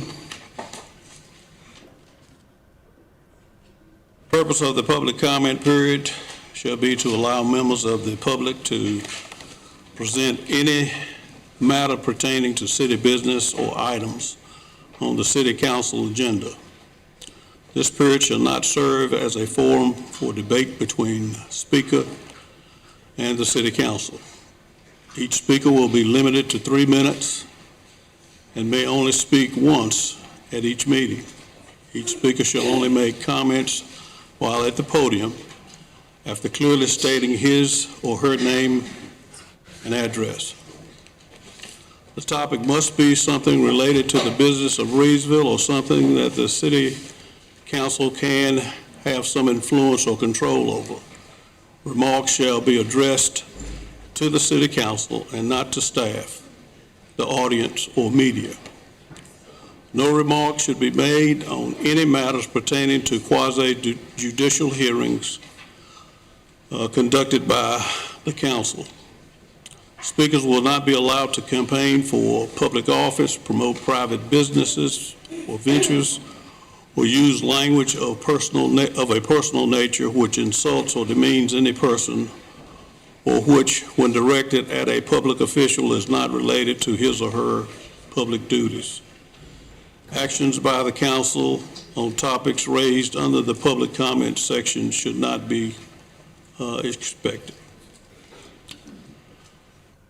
Written comments may be accepted in lieu of oral statements and may be delivered personally or mailed to the city clerk at 230 West Moorhead Street, Reidsville, North Carolina.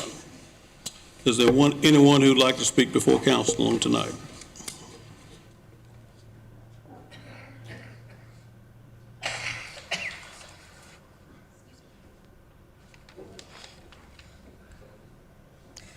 Good evening, mayors, council members, and city staff. My name is Sharon Galloway. I reside at 832 Moore Street, Reidsville, North Carolina. I'm here tonight representing Tigers United, a youth organization that serves many children and families throughout our community through athletics, mentorship, and youth development opportunities. First, I would like to say I fully support opportunities for young people to participate in sports and have access to quality facilities. I also appreciate any investment being made into improving our local fields and recreational spaces. However, I would like to respectfully ask the council to carefully consider the long-term impact of this proposed lease agreement for J.C. Park Field 3 before making any final decision. Tigers United has utilized the J.C. fields during football season, particularly later in the season when daylight savings time, as our regular practice field doesn't have lights.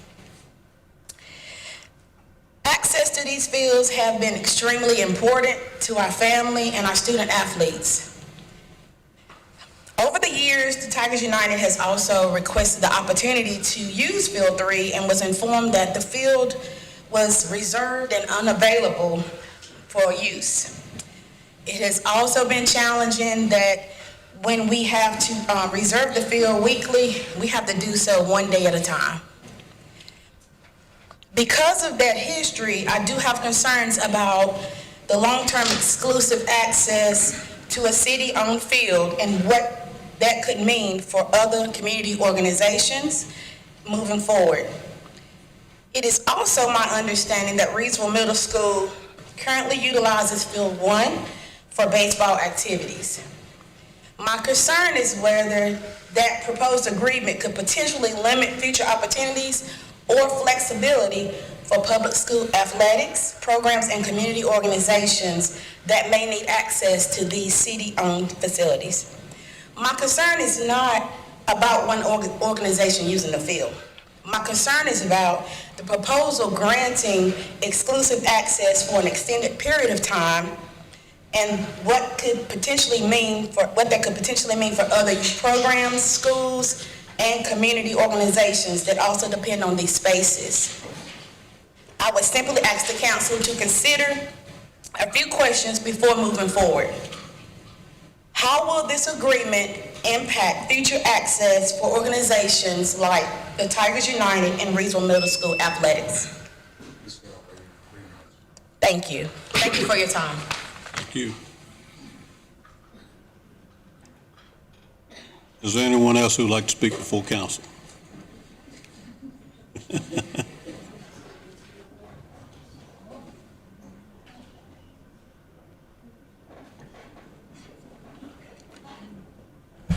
Good evening. My name is Clint Franklin. I reside at 260 Lindsay Road in Reidsville.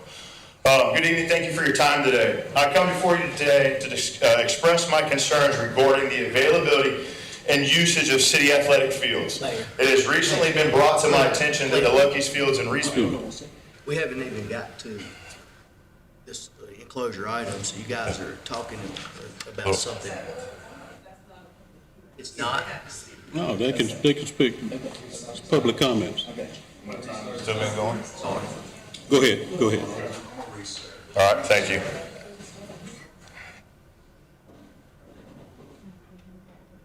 All right, so it has recently been brought to my attention that the Lucky's Field in Reidsville is being considered for a lease agreement with a private school. For the past 2 years and even longer for other organizations, the two fields at J.C. Park, J.C. 1 and 2, have been the only fields available for public rental for practices. While the process has not always been easy, The baseball community has worked together to follow the procedures established by the city council and the recreation department, which is typically, you call up there on a Monday, or you go up there on a Monday morning to reserve fields. This is the understood policy, and then everybody has followed it fairly. On numerous occasions when J.C. Park fields were unavailable, when I try to reserve them,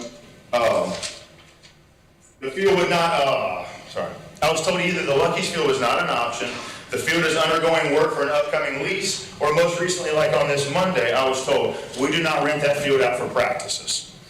And this has been an ongoing thing for the last couple of years since I've been up here trying to use these facilities. This raises a major concern for me. If the field is now being considered for a lease agreement, why was this opportunity never openly communicated to the public or for Reidsville Middle School, who operates up there at those facilities already? I believe many organizations such as Reidsville Middle School, my own Rally Monkeys, some of the teams that are in this area would have absolutely been interested had we known that was even a possibility. At no point has this option ever been promoted, discussed publicly, or made equally to the community. I am also concerned about the impact this decision could have on the broader Reidsville community. Leasing a city-owned field to a private school could primarily benefit families associated with that school, some who may not even reside in the city. Meanwhile, the majority of the children and families in the Reidsville particular area would not have access to those public fields. And there's not a whole lot of facilities as is now to rent and use. As a proud supporter of public education, especially as my wife works within the public school system, I find it disheartening that the city would consider entering in such an agreement without fully considering the broader impact on the entire community. Public facilities should serve the public fairly and equitably. I respectfully ask that if the field is going to be offered for lease, the opportunity should be openly communicated and handled through a formal request for a proposal process so that all invested organizations have an equal opportunity to apply. Consideration should be focused on organizations that openly serve the diverse population of Reidsville rather than promoting or benefiting only one demographic or socioeconomic group. As you guys can see, I have some of my team and the Crushers up front, right? We are navy and gold because we are Reidsville supporters, right? That's why our colors are that way, right? We feel like the public should have access to these facilities, and that's what we're trying to do. Thank you, sir. Thank you for your time.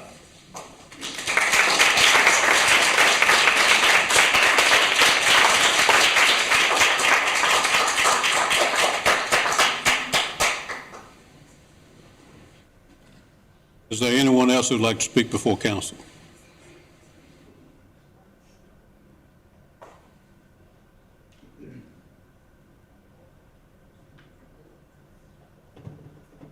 Good evening. My name is Clint Walker, 227 Niblick Drive, Summerfield. Thank you for allowing me to be here this evening. And I just want to start by saying I represent Freedom Academy. We're a private Christian ministry here in Reidsville, a private Christian school. As you guys know, I've seen you a couple times now. We're building our permanent site on Vance Street Extension here in the city that's been annexed into the city. So we're thankful for your help and support on that.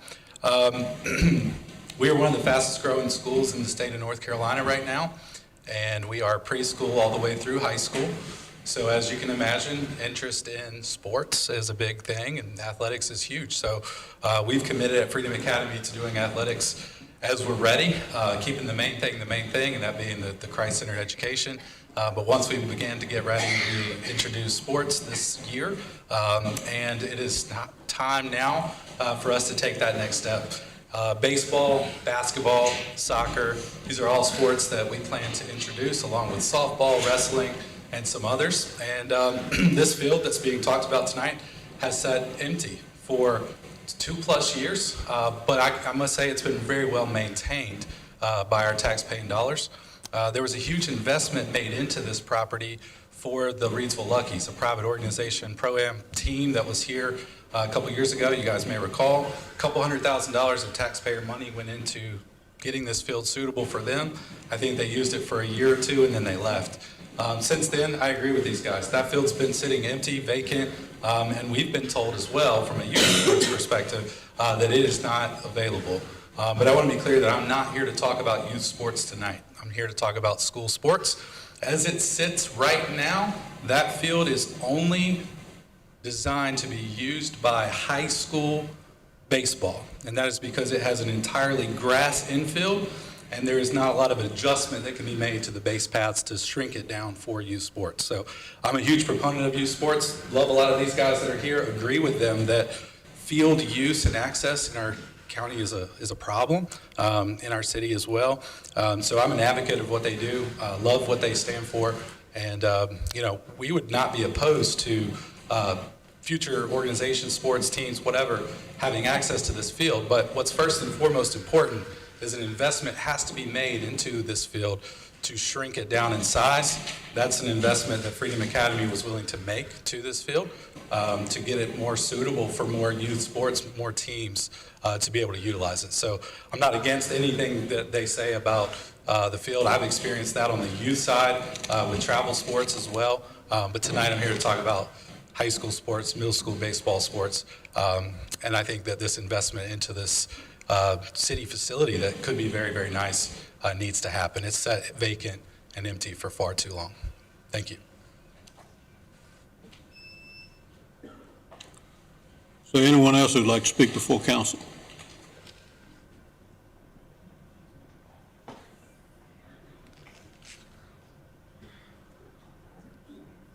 Good evening, Council. My name is Scott Strader. I reside at 391 Cook Flores Road, Reidsville, North Carolina. I help coach the middle school baseball team, and I've been a part of Reidsville baseball probably now for about 15, 16 years. It was brought to my attention that we're struggling to get numbers at Reidsville middle school baseball. So we were almost 2 weeks not even having a season, okay? So myself and Coach Rodney Wood, which couldn't be here tonight, he had to work late, so we decided to take over and help out with Reidsville Middle School. Because I take pride in Reidsville High School, Reidsville Middle School, and all Reidsville sports. As you see, a lot of these kids here, a lot of the Crushers and Freedom Team and Rally Monkeys, we all come to Reidsville, okay? So we all, want to funnel, my goal is to funnel my kids, my sons and daughters through Reidsville schools. It was great for me, and I love the school. But I do have an issue with utilizing the field. We have to call first thing in the morning, right, to get a field on Monday morning to be able to get a field for Rally Monkeys or for Crushers or for any organization that wants to play baseball or football for that matter. Ms. Sharon was a really good speech, by the way. Okay. It's a challenge. We can't get access to the fields. If we get the fields, we're told they're already booked, or anything on the weekends. We have some tournaments. We used to have weekend tournaments here from Perfect Game, different things that utilize that field. Was able to use the high school field, and that field is used for middle school sports too. Right now we're at 54-80 on the pitch and in the mound, and we're getting ready to go to 69, and we were just told. So within Rockingham County Schools, so that can be utilized in high school and middle school. Not just all for youth sports. It could be all the above if the bases are obviously moved, right? So I'm just here today that I feel like that I don't want to utilize one field. You're doing a long-term agreement with something like that, and I was a part owner of the Luckies, and we had a great organization with the City of Reidsville, and it was lovely to see a lot of you guys out there had a great time. And then Old North State pulled out with our college team and kind of left us high and dry with our older team. Which that was a deal between the city and Old North State. So I'm just saying all this to say, please think about this. Think about anybody coming in and leasing the field for a long term. It really cuts out for the youth in the local areas, for us, for our kids, because that's what it's all for, is youth sports. It's just keep them out of trouble and enjoy the game of baseball, football, basketball, whatever else you want to. Because and I know that the city of Reidsville has always had some of the best rec sports in the country, in my opinion. That's all I want to say. Thank you.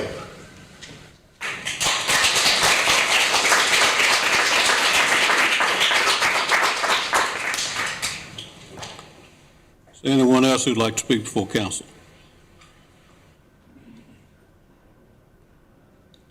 Seeing no one, we'll close the public comment section and move to new business.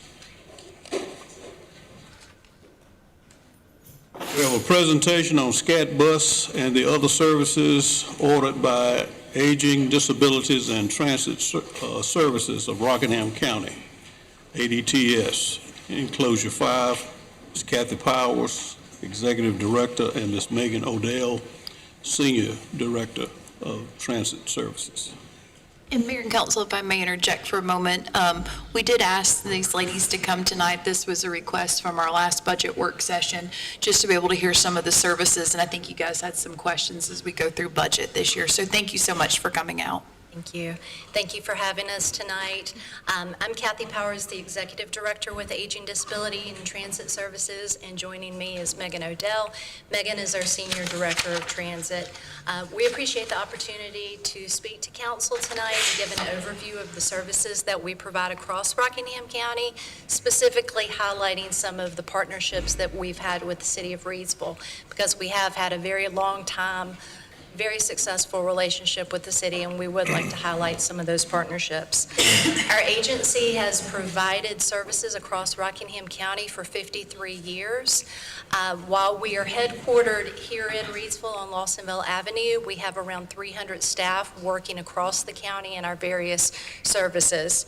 I believe you all received an insert tonight in your packet that provides some details about the programs that we offer, as well as hitting some of the service statistics.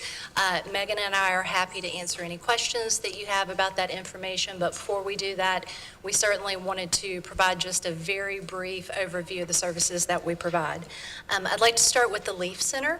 That's our dually licensed adult day care, adult day health program that is housed at your very own Our Care Senior Center.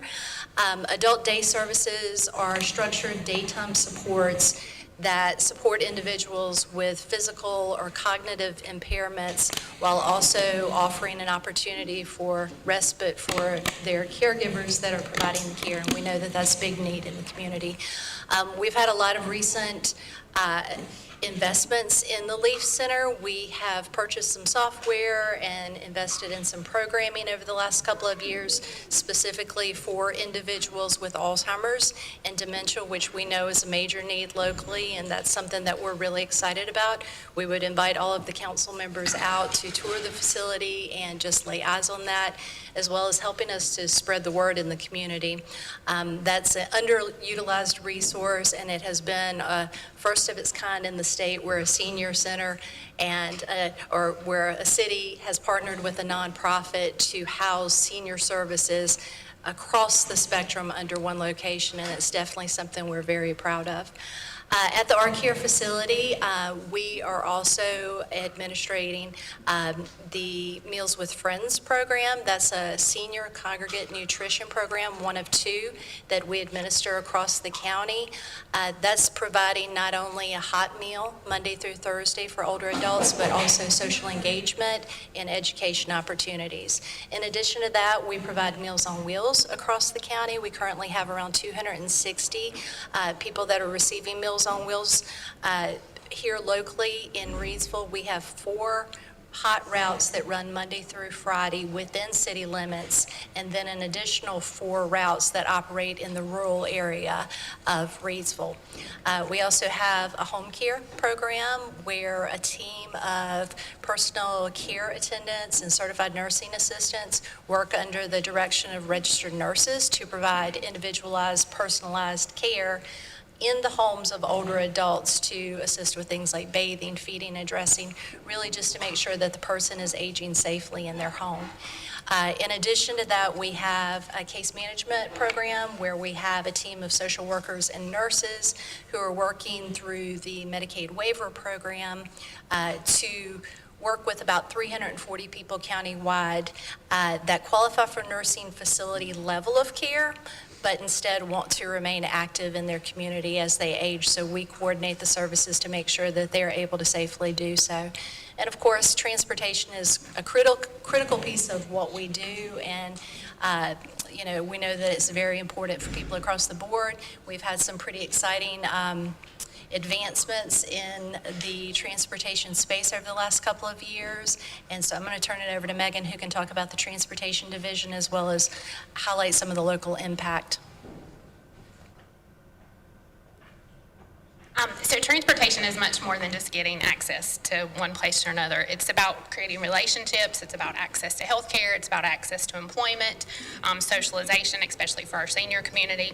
ADTS operates several transportation programs throughout the county, including our RCATS demand response fleet, which is 23 lift-equipped vehicles, and they primarily provide medical transportation, but do provide a little bit of other life-sustaining grocery store visits and things like that. We also recently implemented Local Link Microtransit, which is an Uber-esque. That's kind of how we market it, is sort of like Uber. It's a same-day ride service that offers app-based scheduling for a flat fee of $5 each way. So people can download the app, schedule a ride, and get it same day. But tonight, however, I want to especially highlight the Reidsville Scat Bus deviated fixed route service that you guys so graciously have supported since its implementation in August of 2014. To date, we've provided over 100,000 one-way trips on that Scat Bus route just in Reidsville alone, which is incredible. Kudos to, to everybody involved. The top 5 stops along Reidsville's route currently today are Walmart, the public library, the Art Care Center, RHS apartment area, Woodwind Apartments, and the Food Line on Business 29. So that's just reflecting the daily needs of the citizens in Reidsville and where they're getting to and accessing the bus. The impact of the Reidsville route is seen every day. We have students who use the Scat Bus and the connector services to attend Rockingham Community College. We have at least 12 individuals in the city of Reidsville who are currently relying on this route to maintain employment every day. So they're getting to work via the Scat Bus. And then we have seniors who no longer drive who are still able to remain active and engaged in the community. We have built strong partnerships with organizations such as Project Reentry, NC Works, Daymark Recovery Services, and DSS, who have all found that the Scat Bus is an important way of getting their people and participants where they need to go. The Scat Bus currently operates Monday through Friday from 7 a.m. to 4 p.m. And while expanded hours are always discussed, we're always looking at those weekend service hours and after hours. We believe that the current schedule allows us to serve the greatest demand while remaining fiscally responsible and avoiding increased operating costs at this time. We also continue modernizing the system. Since January 2026, riders have been able to track the buses in real time using an app called Passio Go. And we're now utilizing automatic passenger counting technology to improve ridership tracking and future planning efforts. So we're able to see real time who's getting on the vehicle, what those numbers look like. So on behalf of Kathy and myself, thank you for your partnership in all of our services, particularly the Scat Bus, since that's my world. And we're happy to answer any questions if you guys have any. Want to have any questions? I have a question, please. On the handout that we have, it has the Reidsville specific impact for 2025, averaging 967 to 1,100 trips per month, averaging 47 riders a day. How did you get those numbers? Through our automatic passenger count now. Okay. We were having to do that manually, so drivers were having to tick each person that got on and each person that got off. So now, since January 2026, we've been able to get the automatic passenger count. So we know what stops are being heavily utilized, where people are getting on and where people are getting off. So what's an average trip in miles?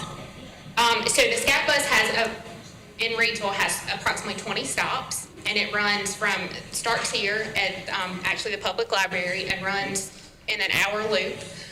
And so there are stops all along the way, Belvedere Apartments, places on Freeway Drive, things like that. An average time span that somebody spends on a bus to get to where they're going is probably about 10 minutes because most people have planned it out, so they're going to get on and get off.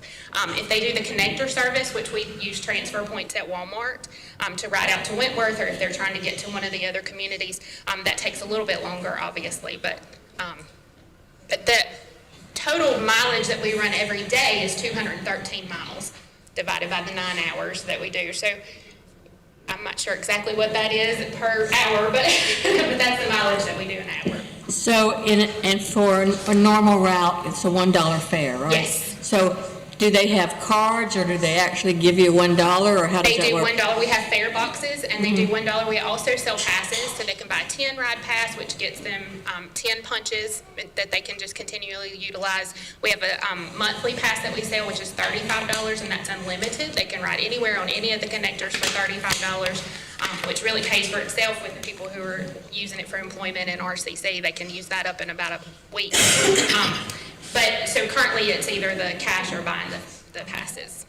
And do you currently take sponsorships, or if I wanted to donate passes to someone, I could do that? You could certainly buy passes for people, yes. And the bus driver is very aware of people who could utilize those, so yes. Thank you.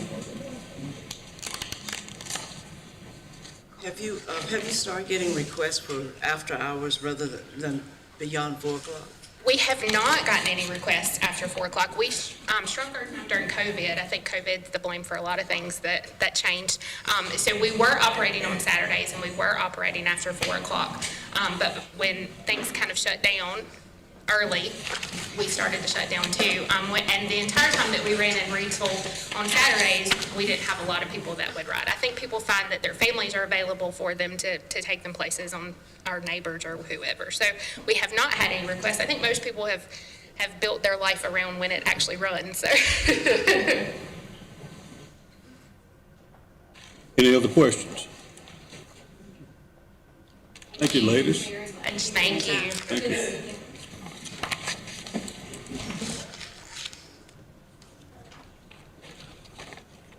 Next item, consideration of a request by Freedom Academy to lease J.C. Field number 3, enclosure 6. Mr. Haywood Cloud, Jr. Thank you, Mayor and Council. If I may, just take a moment. I want to thank everyone in the audience who come out to speak on this topic tonight. And I think just listening to some of the feedback from our community members and from the proposed leasee, it would be staff's recommendation maybe to hold that item and let us sit and talk, because there seems like there's a real need for the community to look at better ways we can utilize those fields and look at ways we can maybe do better accommodations and maybe how we're doing our whole process. So that would be kind of my suggestion from staff standpoint after hearing some of these concerns from the residents and our community members. So thank you guys for staying around our younger athletes tonight. That would just be our suggestion, is let us see what we can do and maybe meet with some of the parents and with the proposed leasee and just see what's the best way we can utilize these public fields for everyone and bring back some ideas. Okay. Thank you all.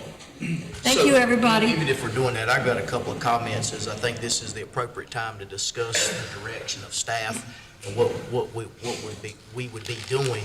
So I've took notes as everybody has spoken here, and I have a couple questions. In the past, when we have leased out the field, was there an RFP sent out? Did we do RFPs like for the concession stands and so forth? That'd be one. You'll have to answer them all, and then I can just have a couple of suggestions, you know. Yeah, that's great. And so I know that we've had many discussions at the Carriage House during the retreats several months back, and when this became an issue that arose last year with the multiple teams, I mentioned and brought up the field, the single field that is in discussion at this present moment.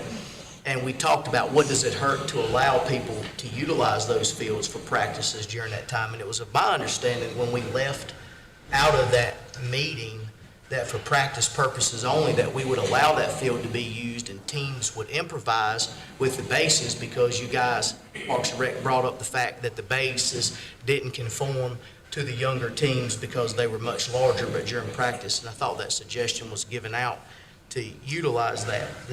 The other thing that I also have to say is, I know Eden just leased out their park for roughly $50,000 to a facility to host ball tournaments, and they did not give exclusive rights to that team. They have the exclusive rights for 13 or 14 tournaments for the year, and that's a far difference in the dollar amount of $50,000 to roughly $6,000 that we would be receiving based off of the proposed contract here, with exclusive rights to one facility, as well as we're responsible for maintenance and upkeep. So if people are paying this kind of money and then citizens still get the ability to utilize this field, whether it be practicing in the off day, I think that would be of the best use of the taxpayers' fields, money, and all of those things. So I don't know how we get that or how they got that lease or if that's done through RFPs, but I think that's certainly something we need to do. We also discussed the conditions of the fields during that time, during this retreat. We talked about the single ball field. I think it's called Oak Hill or something over off of King Street. We were supposed to look in to lights, seating, and restroom facilities. I know when myself and Ms. Scoble just got back from the conference, one of the things that we received information on through the leagues is that there are multiple grant opportunities for these ball fields, for lighting, for seating, and for restrooms. We just have to make the request to see about funding that. And if we're going to do a single lease on a ball field, for one single, which is what Mr. Walker is requesting, it would be, of my opinion, that you would lease the one single field that needs in dire need of investment and upkeep now, and I think it minimizes that impact.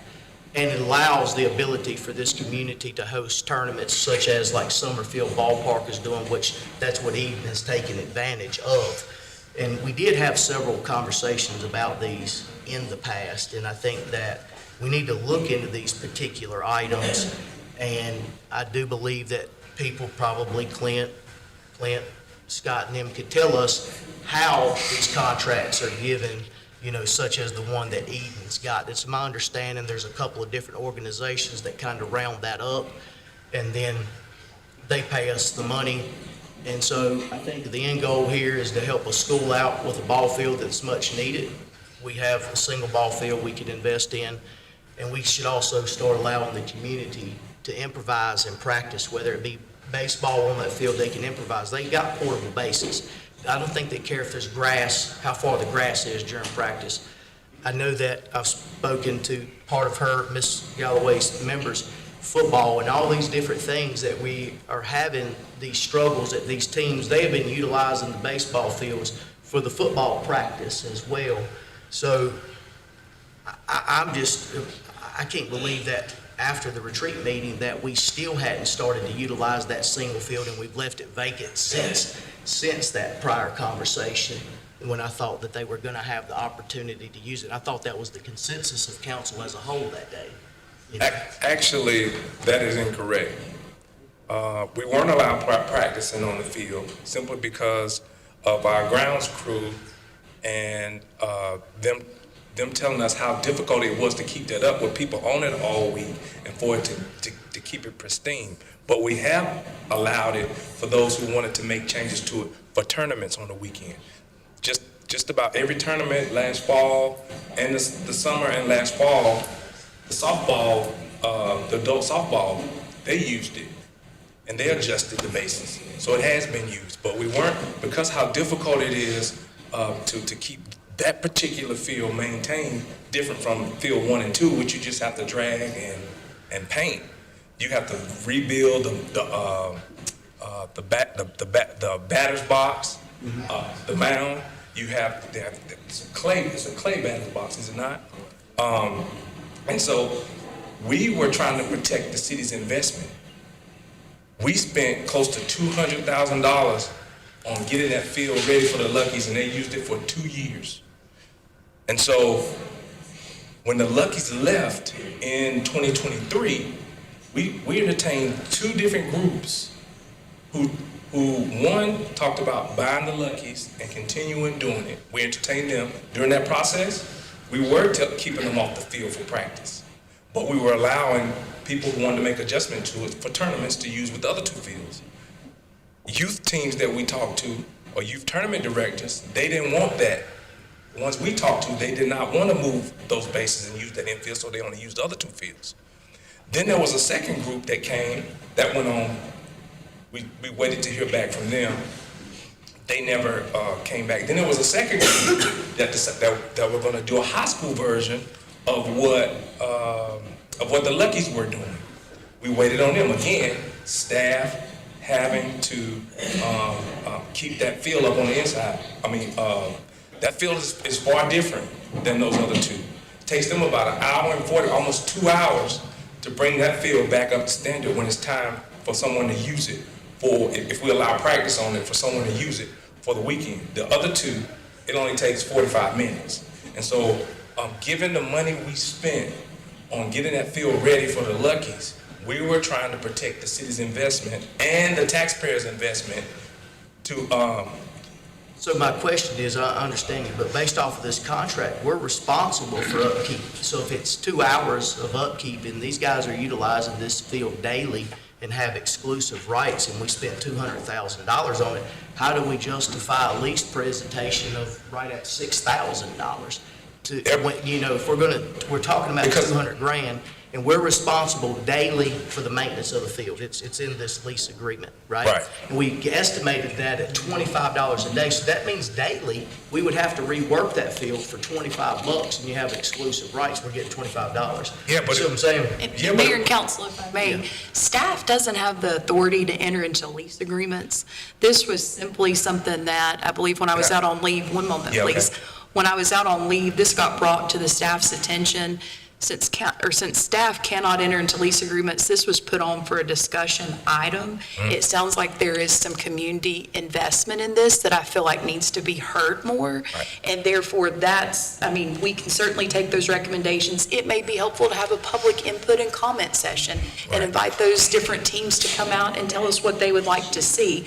But again, staff is not proposing this lease agreement. This was something that staff was approached, and staff does not have the authority to enter into leases, so we brought it to the proper channel. And this will help us. For us one way or another. We just presented, as Summer said, to you all once somebody was presented to us. And this will help us clear up some of the misinformation that's been put out in the public.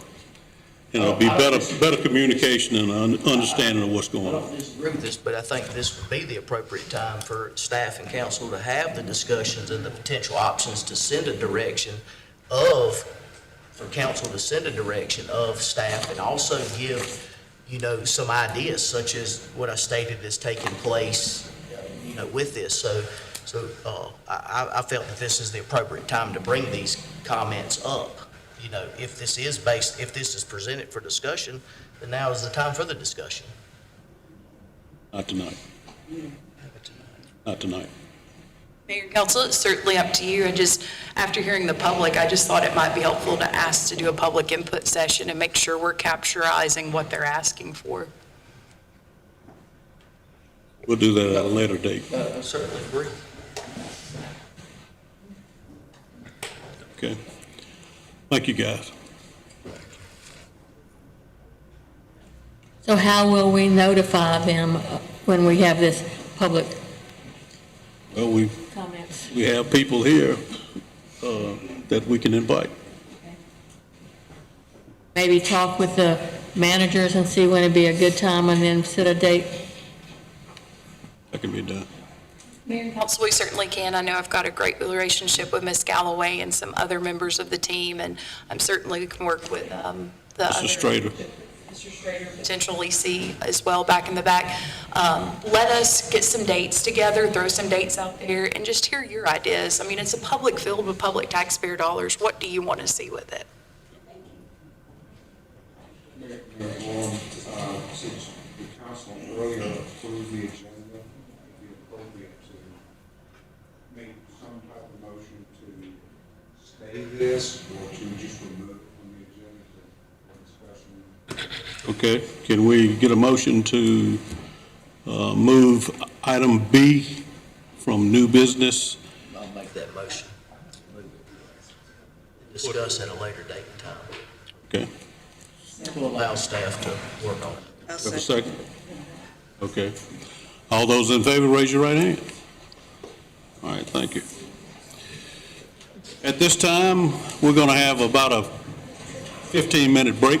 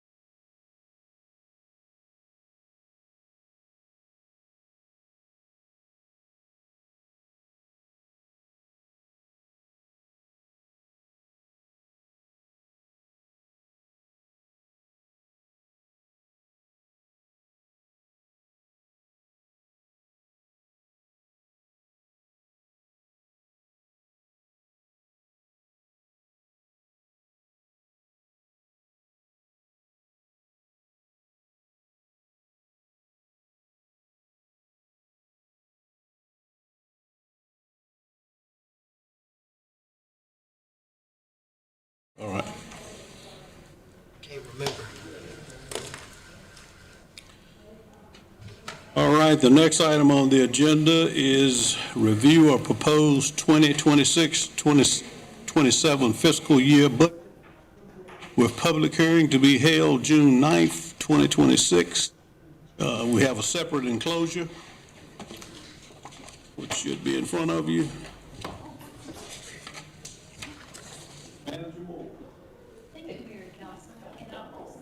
So you have your, now this is just the proposed budget, but you have your proposed budget notebooks, and then you also have before you just a PowerPoint that I'll go over tonight and just hit some of our highlights.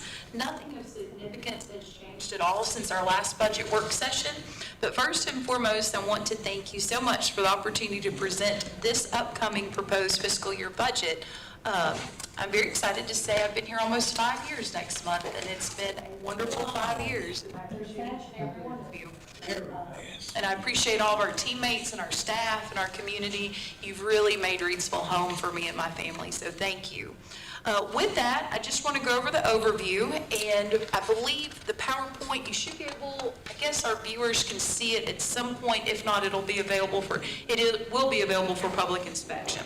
But the objective of this proposed budget is to ensure the needs of all citizens are met in a cost-effective manner. The proposed citywide budget for fiscal year 26-27 is $42,507,050 versus fiscal year 25-26 amount of $41,201,600. So this is a budget increase of $1,305,450 or 3.17%, which is related to increased personnel cost and departmental operations. Property taxes. This fiscal year 26-27 proposed budget recommends the general fund's tax rate remain the same as the current 25-26 rate of 0.66 cents per $100 evaluation. Current year ad valorem taxes are projected to increase about $800,000, and that's 7.18%. This is due to new housing and industrial developments in Reidsville. The new apartments on Barn Streets are valued at approximately $25 million, which generates about $165,000 in additional revenue to the city's tax base. Two industries and their estimated investment in Reidsville will generate approximately $133,000 in additional revenue. Also, new residential infill development is a contributing factor to the increase, and as we've heard here tonight, there's even more homes looking to come to our area. So it's really exciting to see Reidsville growing, and we can see that reflected in our tax rate. Again, tax rate is proposed to remain the same, so no proposed increase this year. I do want to hit some of the highlights of our general fund revenues. Sales tax is projected to increase $163,000 or 3%. Utility sales tax is projected to increase $15,250 or 0.96%. Tipping tax is projected to increase $1,000 or 11.11%. Building inspection fees are projected to increase $30,000, which is 15%. Our school resource officer reimbursement will decrease $53,000. And I do want to just briefly touch on that. I know we touched on it a little bit at our last budget work session, but that is because of the consolidation temporarily for between Mall Street and South End with what they've got going on with building the new school. So you will see a decrease in there. Our current officer, we will reallocate that. I know Chief Gibson has discussed that, where they'll backfill our downtown officer position. Houseville is projected to increase $10,000 or 1.82%. The landfill tipping fee is projected to increase $31,750. And our cell tower lease is projected to increase $2,500. So general fund revenues are projected to increase to $1,210,500 or 5.24%. Parks and Rec. All revenues are projected to remain the same for Parks and Rec, and all fees are recommended to remain the same as the current 25-26 budget. So we're not recommending any fee increases in Parks and Rec. So the total recommended budget for this fund is $2,248,500. Other funds. Reidsville Downtown Corporation budget is projected to remain the same as budget year 25-26. The total proposed budget is $13,950. Our garage fund is projected to increase $14,850. Our insurance fund is projected to remain the same as budget year 25-27. Total proposed budget is $662,600. And our LEO, which is our Law Enforcement Officer Separation Allowance Fund, is projected to increase $24,400. Investing in our team. This budget proposes a 3% cost of living adjustment, or a COLA, for all full-time employees. The cost to implement this is $464,100. According to the Consumer Price Index, as of March 2026, prices increased 3.3% over the past year. This budget includes the implementation also of a career ladder. The cost to implement the career ladder is $227,110. On a side note, I did a little bit of research, and it's more in my budget message, but this is just of interest. Inflation looking back at December of 2020, an item that would cost you $20 in 2020, the same item would now be $24.49. So that just goes to show you how inflation is still going through our economy. This budget does not include a merit raise. However, a merit bonus is proposed instead. The bonus will be looked at between July 1st to December 31st of 2026, and funding for the merit bonus would be funded through the carryover process. Employees could receive up to a 2% merit bonus. This budget also includes $494,125 for the implementation of the Piedmont Triad Regional Council pay plan for the fire department and all other group. This proposed budget includes one additional voting holiday and one personal day, which is the same as the current budget. So we do appreciate council and mayor giving us the direction to ensure that we're investing in our team. And that's what we're proud to show that this budget does look at. Next slide we have is personnel. This proposed budget includes 199 full-time positions, 74 part-time, and 25 seasonal employees. No new positions have been added to this proposed budget. One civil engineering position has been frozen this budget year in the amount of $133,000 in order to balance the fiscal year 25-27 proposed budget. Employee benefits. The city participates in the local government employees retirement system, otherwise known as ELDERS, which is administered by the NC State Treasurer. The rate for general employees will increase from 14.35% to 15.10%, and the rate for law enforcement will increase from 16.1% to 17.1%. The change in rates represents an $86,000 increase for this proposed budget. The city's health insurance will remain the same through InChip. The insurance provider will continue to be Blue Cross Blue Shield. The renewal for the second year coverage is a 6% increase. That is much better than some of our peer groups did. Excuse me, I apologize. The cost of this increase for 26-27 is $110,000. This proposed budget has absorbed this increase, allowing employees to continue coverage at no cost. Rates to electively cover spouses and/or dependents did increase by the 6% for employees. The 6% increase resulted in a $500 budgeted increase in cost per employee in eligible retirees, bringing the annual cost per participant to $14,000. This increase again represents a $110,000 increase for this proposed budget. Capital outlay request for general fund. We touched on this in great detail at our last budget work session. All general fund capital has been cut from this proposed budget. Capital outlay of $1,029,120 was requested for this proposed budget. On the next slide, $990,896 is recommended utilizing the expected expenditure surpluses for the 25-26 budget. I am so sorry, I've got a tickle.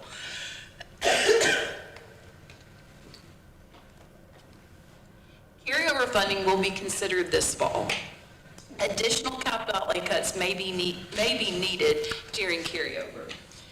I will not go over these as we went over these in great detail for a capital outlay request for a general fund at our last meeting. The next page as well is a continuation of those capital outlay requests. And those totals give you the $990,896. Parks and Rec, this fund remains largely the same as last year with an overall increase of $55,700. This is related primarily to personnel increases due to COLA, career ladder, and pay plan. All capital has also been cut. Capital outlay of $371,200 was requested. On the next slide, $351,200 is recommended using expenditure surpluses. Carryover funding will be considered this fall, and additional capital outlay cuts may be needed during carryover. And again, take a pop drop. I'm so sorry. Thank you, Ms. Barbara. On the next couple pages, this budget got me choked up. The next couple pages and slides, capital requests for Parks and Rec. Again, these were all things shown to you during our last budget work session. Same thing on the second page, which gives you the total of $351,200. Municipal Service District tax. The current tax rate of 0.25 cents per $100 evaluation is recommended for the MSD tax, so no change there. And the Reidsville Downtown Corporation acts as the City Main Street Advisory Board, and we appreciate their partnership. The next slide of interest for our council and our citizens is utility rates.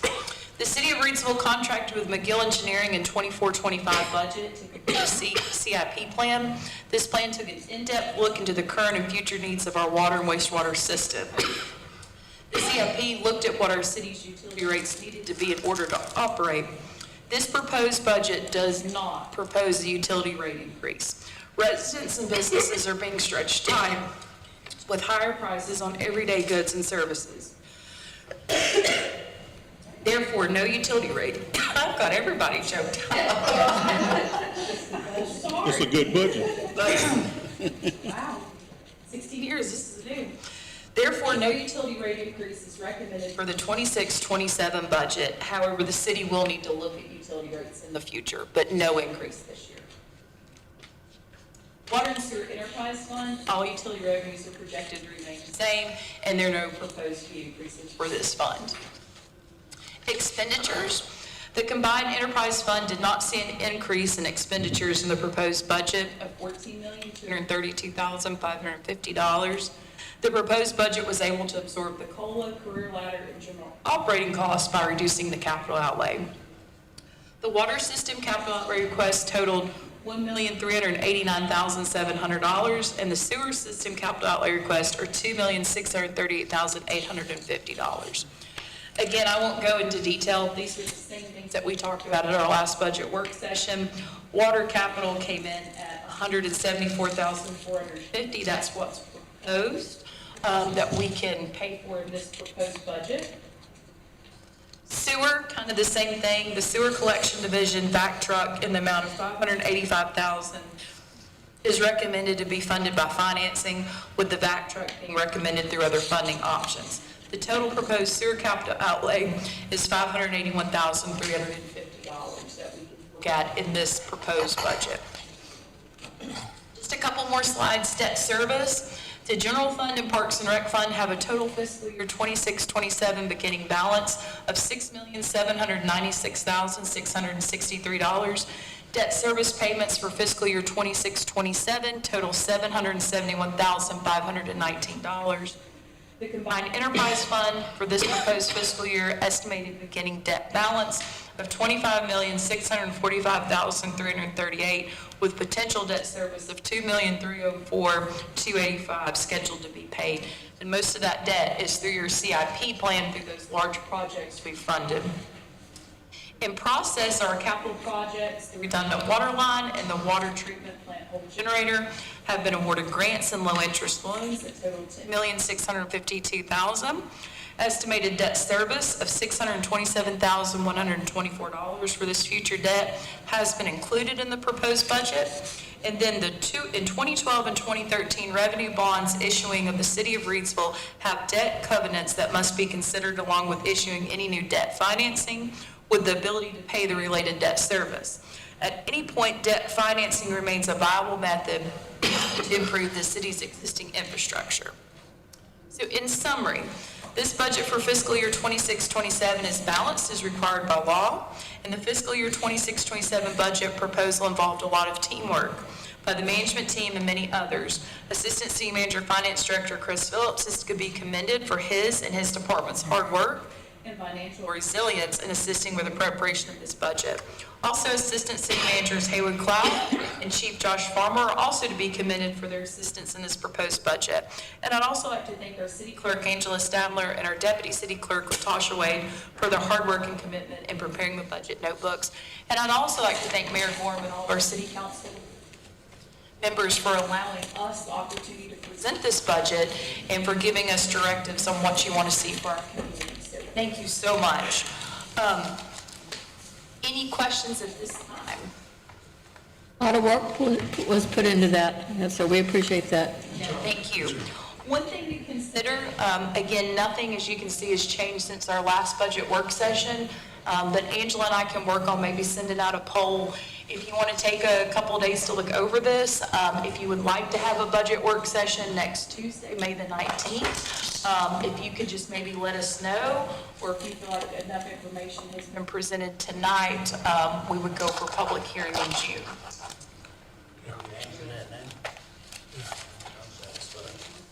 Satisfied. Yeah. And at any time, if you see anything as you take your notebooks and your budget work session PowerPoint home, feel free to give me a call. I'm happy to go over anything with you guys. But again, nothing really has changed since our last budget work session that we did. Well, with that, this will be available for inspection. I believe we have it tomorrow, Miss Angela? Public. Well, actually, we'll probably take it to the public, but it will be here available at City Hall. We'll take it to the library, and we usually wait to get the ABC boards information for inspection that.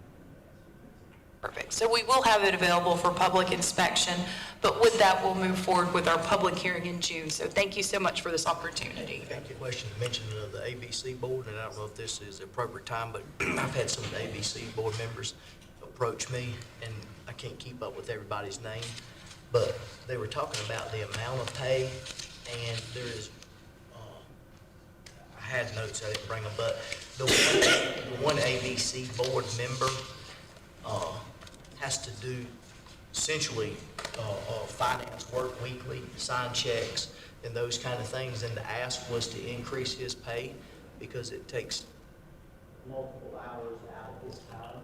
So I did a little bit of research on that, and there is a limit on that. I think it's of 150 per meeting. So I don't know when the appropriate time is to discuss the compensation for that one individual board member. So have you heard anything about this? I have. Our liaison, Ms. Scoble, brought that to my attention.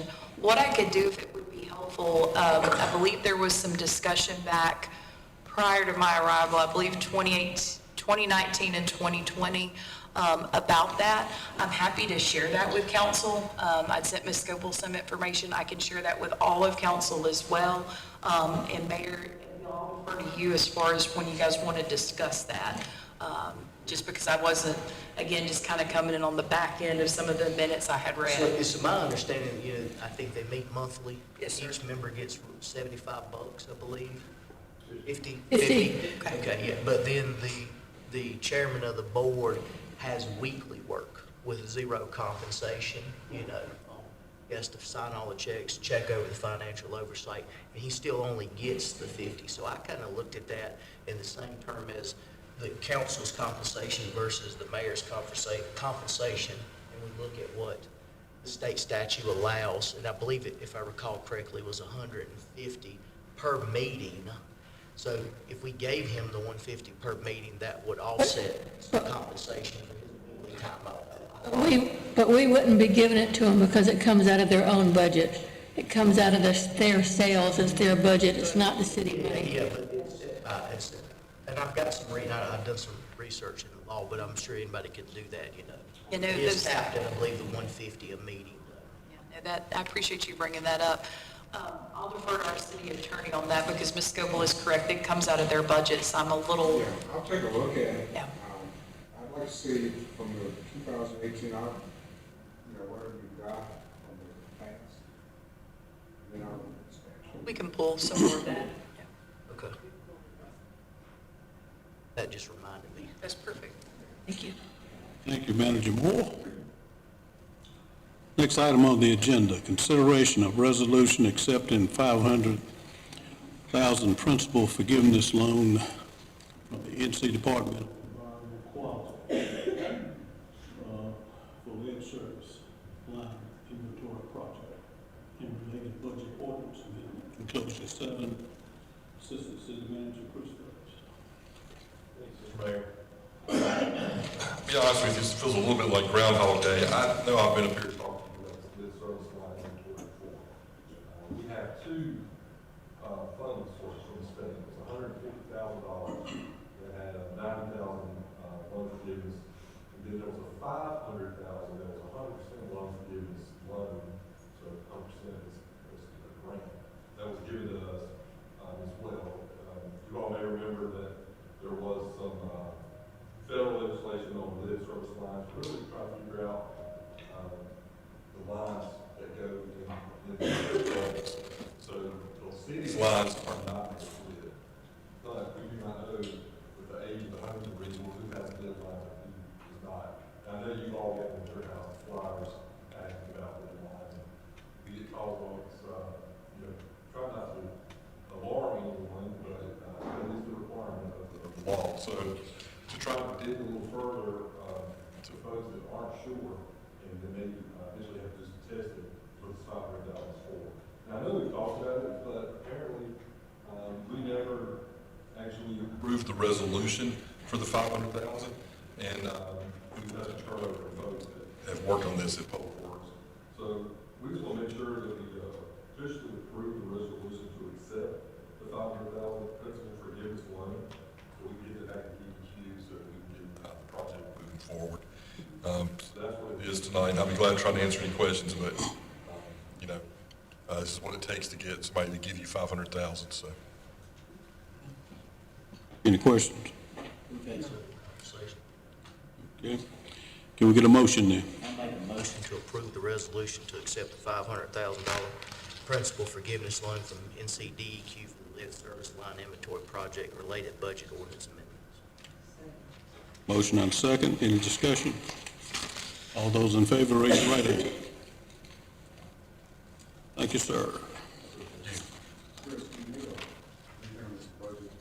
Well, the motion included the budget ordinance amendment, which is for the $500,000. Okay. Consideration of proposal for finance purchase of a public works vehicle and a fire engine totaling $1,553,600. Enclosure 8, Chris Phillips, Assistant City Manager. Sir, thank you, Mr. Mayor.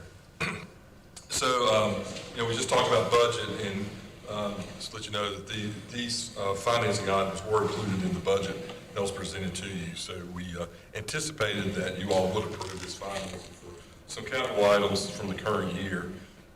It's actually for glasses out here. It's actually for a rear loader for sanitation, backhoe for street department, a one-arm bandit garbage truck. So the rear loader is $235,000, backhoe is $146,600, and the one-arm bandit is $422,000. So those public works items total $803,600. And we're going to look to finance that for 5 years.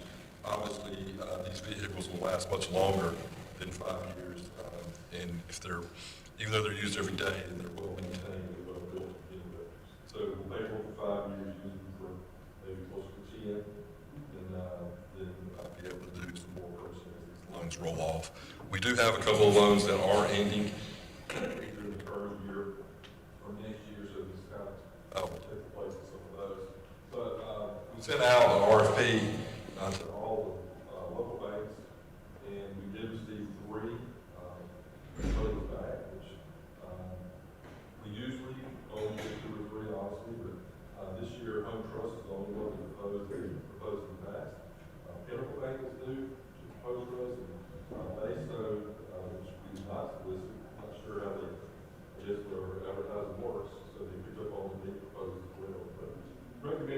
Pinnacle Bank, they did the best rate. For 5 years, the rate was 3.56%, which made the payment $178,554 a year. Total interest for 5 years would be $89,000.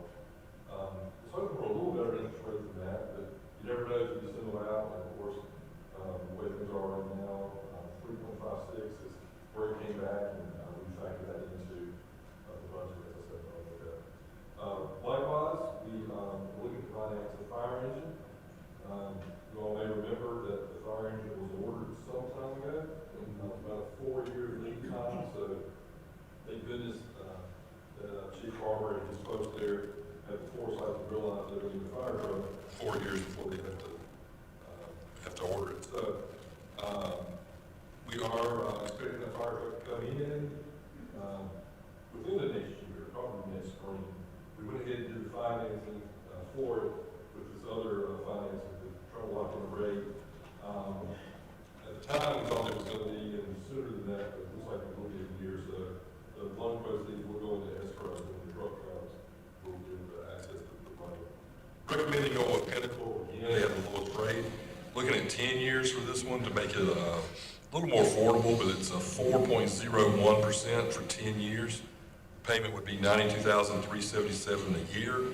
Total interest over the 10-year period, we would pay $173.77 in interest for that. Obviously, 10 years is a long time, but it's an expensive truck, and we will have other needs in the fire department over the next 10 years.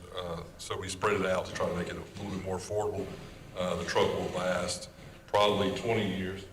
We'll challenge it to use it for 20 years. I think we've got some now that we've used that long or longer. And a lot of times what happens is we use them for 20 years, but they go into a backup position.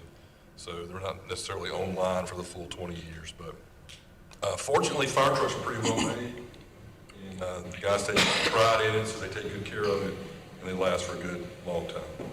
But what we're asking is, again, the backup for all this is in here, but you'll be approving the financing for these vehicles, and there is a budget ordinance amendment as well that recognizes the financing and the ability to use it. The budget ordinance amendment is for less than the total financing because we already had some of these numbers incorporated in the budget.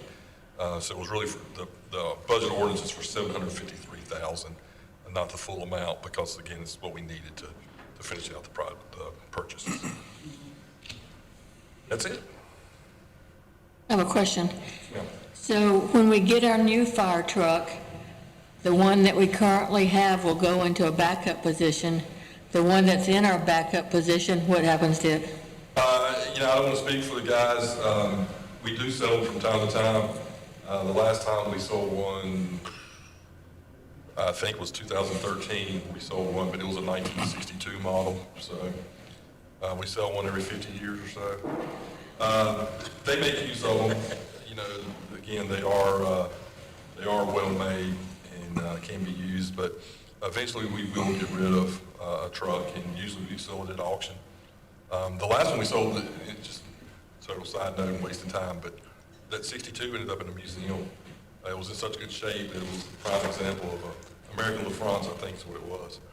And it had the bell on it was ring with a screw. So they were, ended up in a museum upstate. How much do we get for that one? Nothing, 3,500 maybe, something like that. Enough that I thought about buying it for myself. But Maybe we could have a fire truck park or something. yeah, I don't know, maybe too many sharp corners.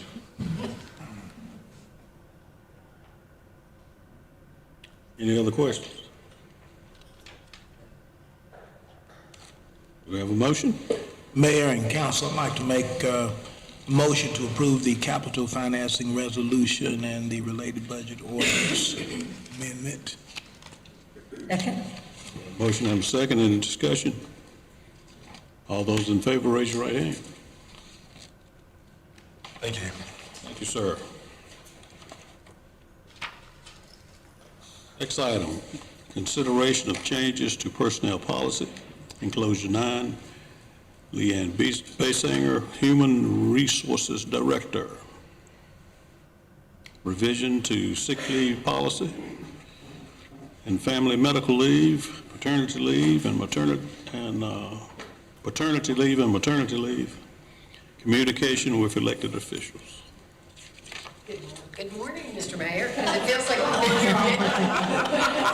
Good evening, Mr. Mayor, ladies and gentlemen of the council, Madam Manager. I am coming to you tonight to ask for some changes to our personnel policy. Y'all updated our personnel policy and approved it probably 2019. And so after the approval of the elected officials, when we make changes, we want to make you aware of the changes and get your approval for those changes. So we did a recent review of our personnel policy regarding the leave related to the birth of a child. I don't know why we would be looking at that, but we did. And what we found is that we had policies that were inconsistent with one another. In one policy, it might say they had to use sick leave before they could use vacation. The other policy said they had to use vacation before they could use sick leave. So we went through, we revised the sick leave policy, the family medical leave policy, and then the paternity and maternity leave. In the sick leave, we added that they are allowed to use up to 12 weeks of approved maternity or paternity leave at the discretion of the employee. They can elect to use that leave or not, depending on the employee. Language was also added to indicate that the care of a spouse, dependent child, or parent was to be related to an illness or bodily injury. Before it just said the care of. It didn't have a requirement that they had to be sick or injured. In the Family Medical Leave Act, the section that referenced a provision of the policy that had previously been removed was removed.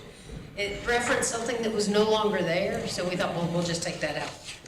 And an employee will now have the discretion to utilize any of their available paid leave in any order while absent under the approved FMLA absence. The other thing that we really talked a lot about was we were telling employees that they had to use all of their leave up front and then go into an unpaid leave status, which created some challenges if they had payroll deductions. They could make those payroll deductions early in their absence, but at the end when we were forcing them into an unpaid leave status, they couldn't make those deductions. So then they came back to work and they had arrears in their deductions. So we've changed the policy so that they can elect, I want to use 20 hours per week so I can have the full 12 weeks.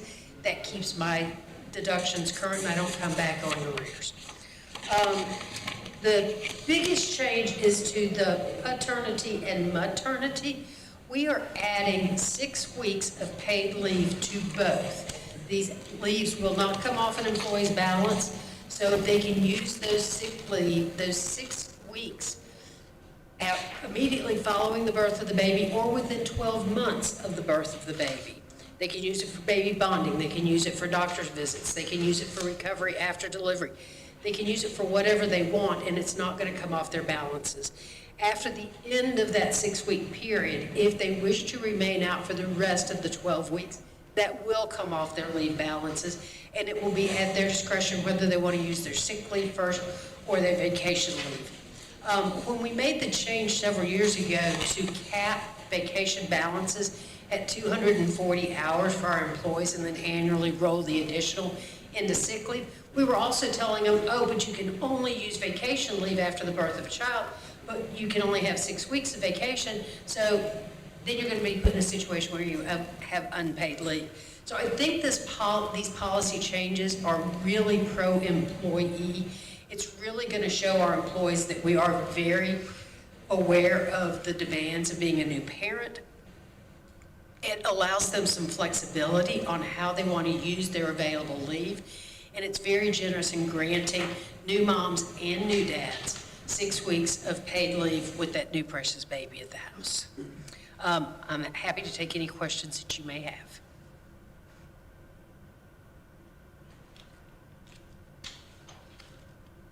Question? I don't have any questions, but I just want to thank you for bringing this up to date. Thank you. So we do need a motion for your approval of these changes to our personnel policy. Those 2 motions we need. Is there a motion? Yes, make a motion that these be approved and more up to date. We have a second. We have a motion and a second. All those in favor, raise your right hand.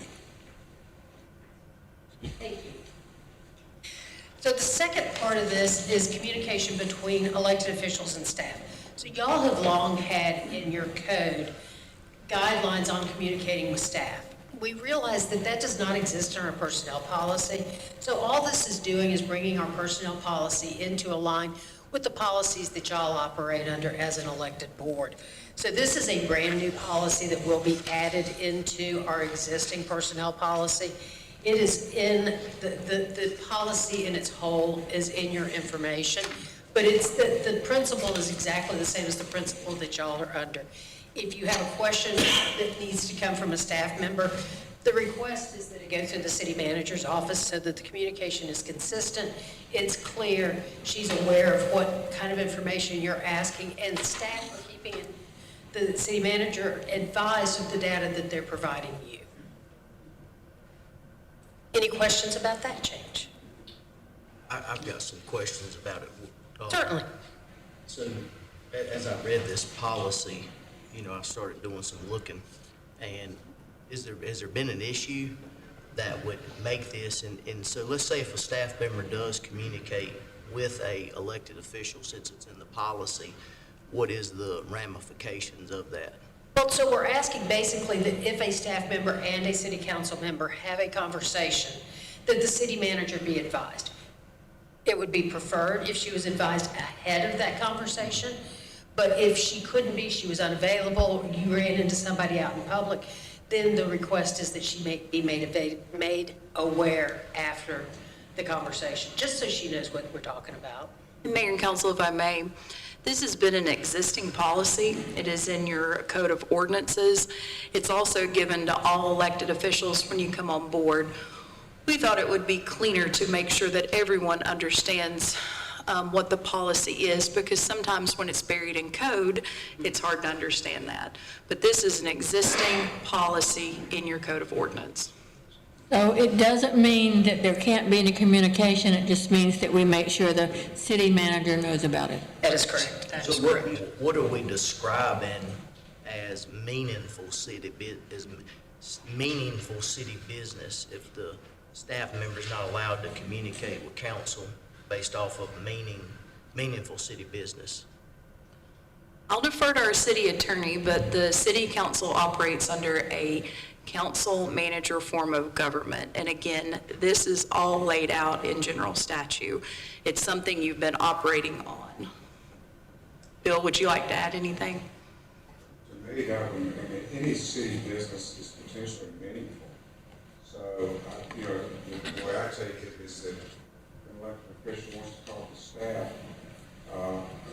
If you want to talk about the weather, that's not, you know, that's one thing, but if you're talking about any city business, it's potentially meaningful. So I guess like, where do you draw the line? That's what I'm asking, because it's a very vague statement. So let's say if I'm crossing paths with, we just talked about a fire truck, let's use that for an example. They say, hey, how's a fire truck coming? Is that considered meaningful city business that would need to be reported? You know, you understand what I'm saying? There's vague, it's a very open, vague, discretionary language here. And I've never been aware of this being an issue, and then all of a sudden it's a staff. I believe all policy newly issue. elected officials were giving this. I've got a packet. Again, nothing's changing. Okay. So I don't. People would still, I'm just asking, it's in there, I understand what you're saying, and then, but as he's saying, I think that that there lays some kind of groundwork here. I think it's more directing staff. City council, according to general statute, does not have the authority to direct staff in day-to-day operations. Correct. But again, this is doing nothing more than, as we know, staff changes, managers change. I think this policy has been around since the early 2000s. Yeah, no, I don't disagree that there's a council manager state and we're not allowed to direct staff, but just as a general conversation of, hey, how's the fire truck coming? I'm not going down there asking that, I'm just using that example. It seems like a broad overreach of power, and to me it seems as if it undermines potentially council's statutory obligations and statutory powers of oversight and different things. I just find it odd that all of a sudden this is an issue. I don't disagree with you. I actually have the information right here as far as what manager, council, state, the statutes. And I think that it creates an issue here, that potentially violates city's First Amendment rights, city employees. I think that this policy must have defined language within the policy, not a broad, vague language that requires a city employee to restrict all communication of meaningful city business. The policy must also allow city council's oversight of the city's operations. If anything that is a meaningful conversation and just a standard thing, I can imagine that if I'm crossing paths with the fire chief, say, hey, how's the fire truck coming, that he's got to run and notify the city manager that is meaningful city business. That's my point. It's very vague. So where is that line drawn so that staff does not feel that every time they speak to a council member that they've got to run and say something? I do understand wanting to know what meaningful city business is. If you're out here having a conversation, say, well, why did Summer or Chris make this dollar amount in the budget, and you're getting into the weeds of that. I could see where that conversation would need to be asked directly, but just a general vague overview, I think it carries some. I guess I'll defer to legal and your colleagues on this, as this has been an existing policy. So taking your example about how's the fire truck. So if it's just a general question, if there's an issue about the maintenance of the fire truck,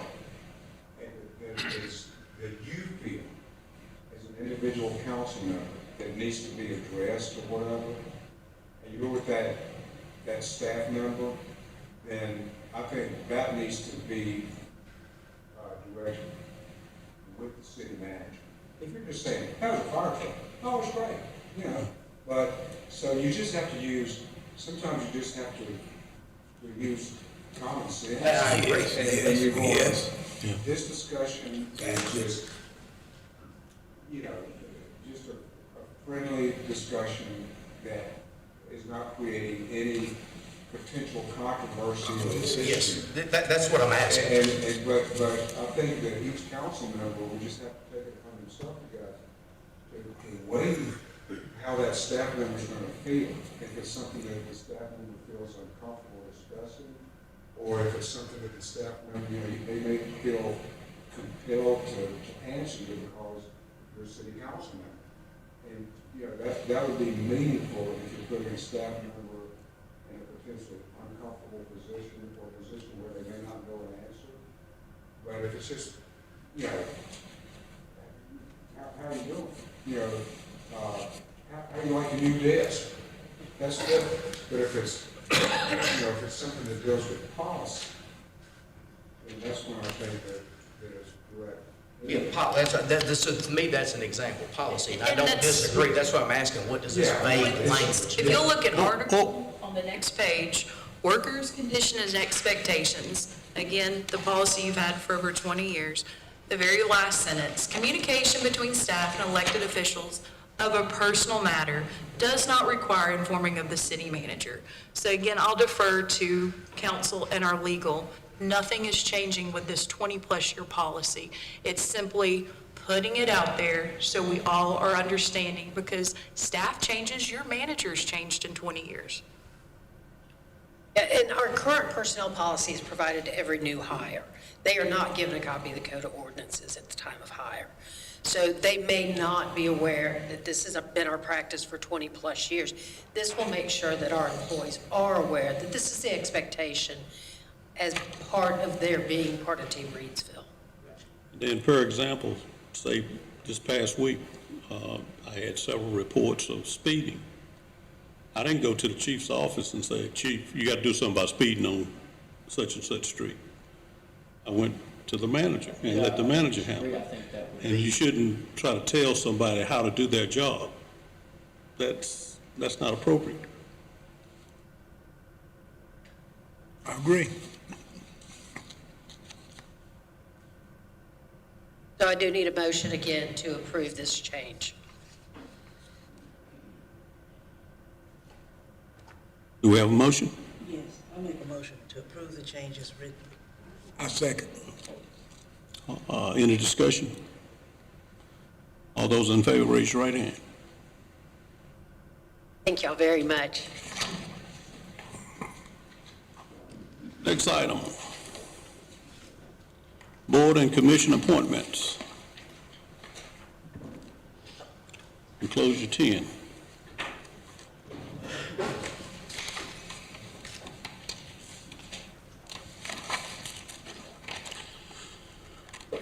The RDC Board of Directors requests the endorsement of applicant Mary Chalk of Realty One Group Results to serve on the Main Street Advisory Board. You've had an opportunity to look at the attached memo. What's the pleasure of council?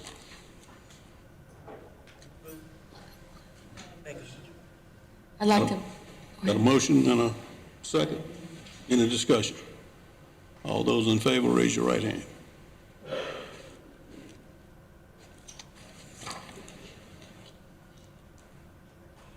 Okay, manager's report. Thank you, Mayor and Council. I'll be very brief and respectful of time. So I just wanted to make note of the annual City of Reidsville Employee Picnic, which is this Saturday, May the 16th, from 11 a.m. to 2 p.m., and it'll be at the Splash Pad. You have flyers for you. We're really excited to honor our employees. And then the last item of note I just want to point out my report is I want to give props to our Assistant City Manager, Chris Phillips, Josh Domina, Public Works, Fire. Just want to get your thoughts on Sprinkle Street. Everyone's probably familiar with the intersection above, and this is on page 2 of my report. Sprinkle and Scales. One of the most common traffic complaints in the city is how tight the right turn is from Scales onto Sprinkle. And I know in the past we've actually had residents come and speak on this issue, so we've tried to really look at this. With there being no cross traffic, there really is no need for 2 lanes on Sprinkle, and Sprinkle is a city road. A single lane with both right and left turns would be sufficient, giving the other lane more room for those turning. The Reidsville Police Department, Fire Department, and Public Works all agree that this change would not cause any trouble. Public Works thinks the change could be made with a minimum cost, and Public Works will contact NCDOT to see if there are any concerns from them since Scales Street is a state road. If they have no issues, this change will be made this summer. Is this something you just kind of a consensus interested in us exploring?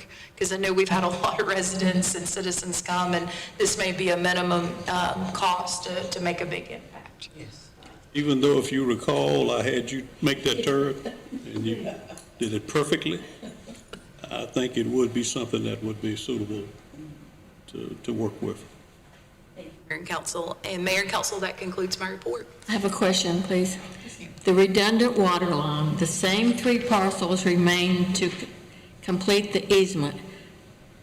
How long has this been going on? What do we need to do? Well over a couple of years. I'll defer to legal on that. Yeah, Brad, the last email that I saw, he's still trying to work on it, and, you know, I don't know if he's going to get it. You may have to look at other options I because was going to say, is that fair to everybody else that already? And that's the last email I saw. He Yeah. said it hadn't been turned over to me. He was trying one, I guess, like a last ditch effort, trying to get it worked out. So that's all I know. It kind of sounds like he's had a lot of last-ditch efforts and they haven't paid off, so. Just a quick Yes, sir. update. We did receive one settlement today. Oh. So we should go to 2 parcels. Okay. Those 2 may have to go to condemnation, but we'll provide an update here soon. Okay. Thank you for that. Thank you, Councilmember Scobie. Is Diane still here?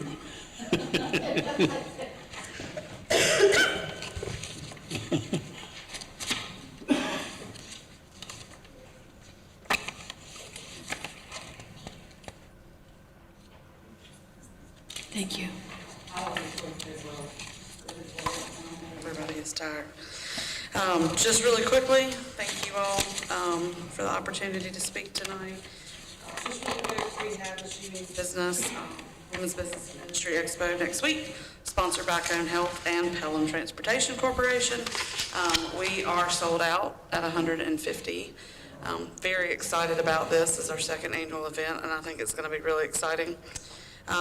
We are also going to our Reidsville night with the Grasshoppers, which is sponsored by Team Reidsville. I think we ordered 380 some shirts at the beginning of the week. So, and tickets and T-shirts are still coming through. So, pretty excited about that. I think it'll be a great time. Things to point out, ribbon cuttings, we have two really great ones coming up. Chilton Family Home Care, they are celebrating not only having opened a second home in the last 2 years, but 15 years in business. So, I mean, just first of all, as we all know, owning a business, 15 years is a really great milestone for a small business owner, but also for somebody who cares so well for the folks in our community. So we're excited to celebrate them next Tuesday, May 19th. And that is at 12 o'clock at the farm, at the home care. So, also really exciting, I heard it out of one of the VP's mouth just a month ago on Reidsville Day, how Reidsville continues to be the leading facility in our Cone Health system. So Annie Penn is just top-notch and doing a great job, and Jessica has hit the ground running as the new site administrator, and we are having a ribbon cutting for the expansion of their CT services. As you all know, it is very important to be able to offer services here in our community, and this is going to be the advanced cardiac CT expansion. So that celebration and ribbon cutting is on May the 28th at 12 o'clock. And then some of you may be familiar with the Dancing Goat. They were in Ruffin for a while, and they have brought the Goatique to Freeway Drive, and all of the things that they sell there goes back to purchase durable medical equipment for folks who need that in the community. So pretty cool ribbon cuttings. That's on June 9th, so I think that's actually next council meeting. I wanted to be sure it was in there at noon. And then there's some other stuff, and next coffee will be at Brookdale in June. So if no questions. I just want to make a comment. Yeah. I think it was late October last year, I was in the span of 2 weeks, I was in 3 hospitals, Cone, Annie Penn, and Wake Forest. By far, Annie Penn, I told my husband if anything ever happens to me, I go to Annie Penn, I don't want to go anywhere else. Yeah, they've just grown leaps and bounds, and they're doing a great job, so. Thank you. Thank you, Diane. Council members' reports. Mayor Pro Tem. No report this month. Councilman Martin. I forgot one.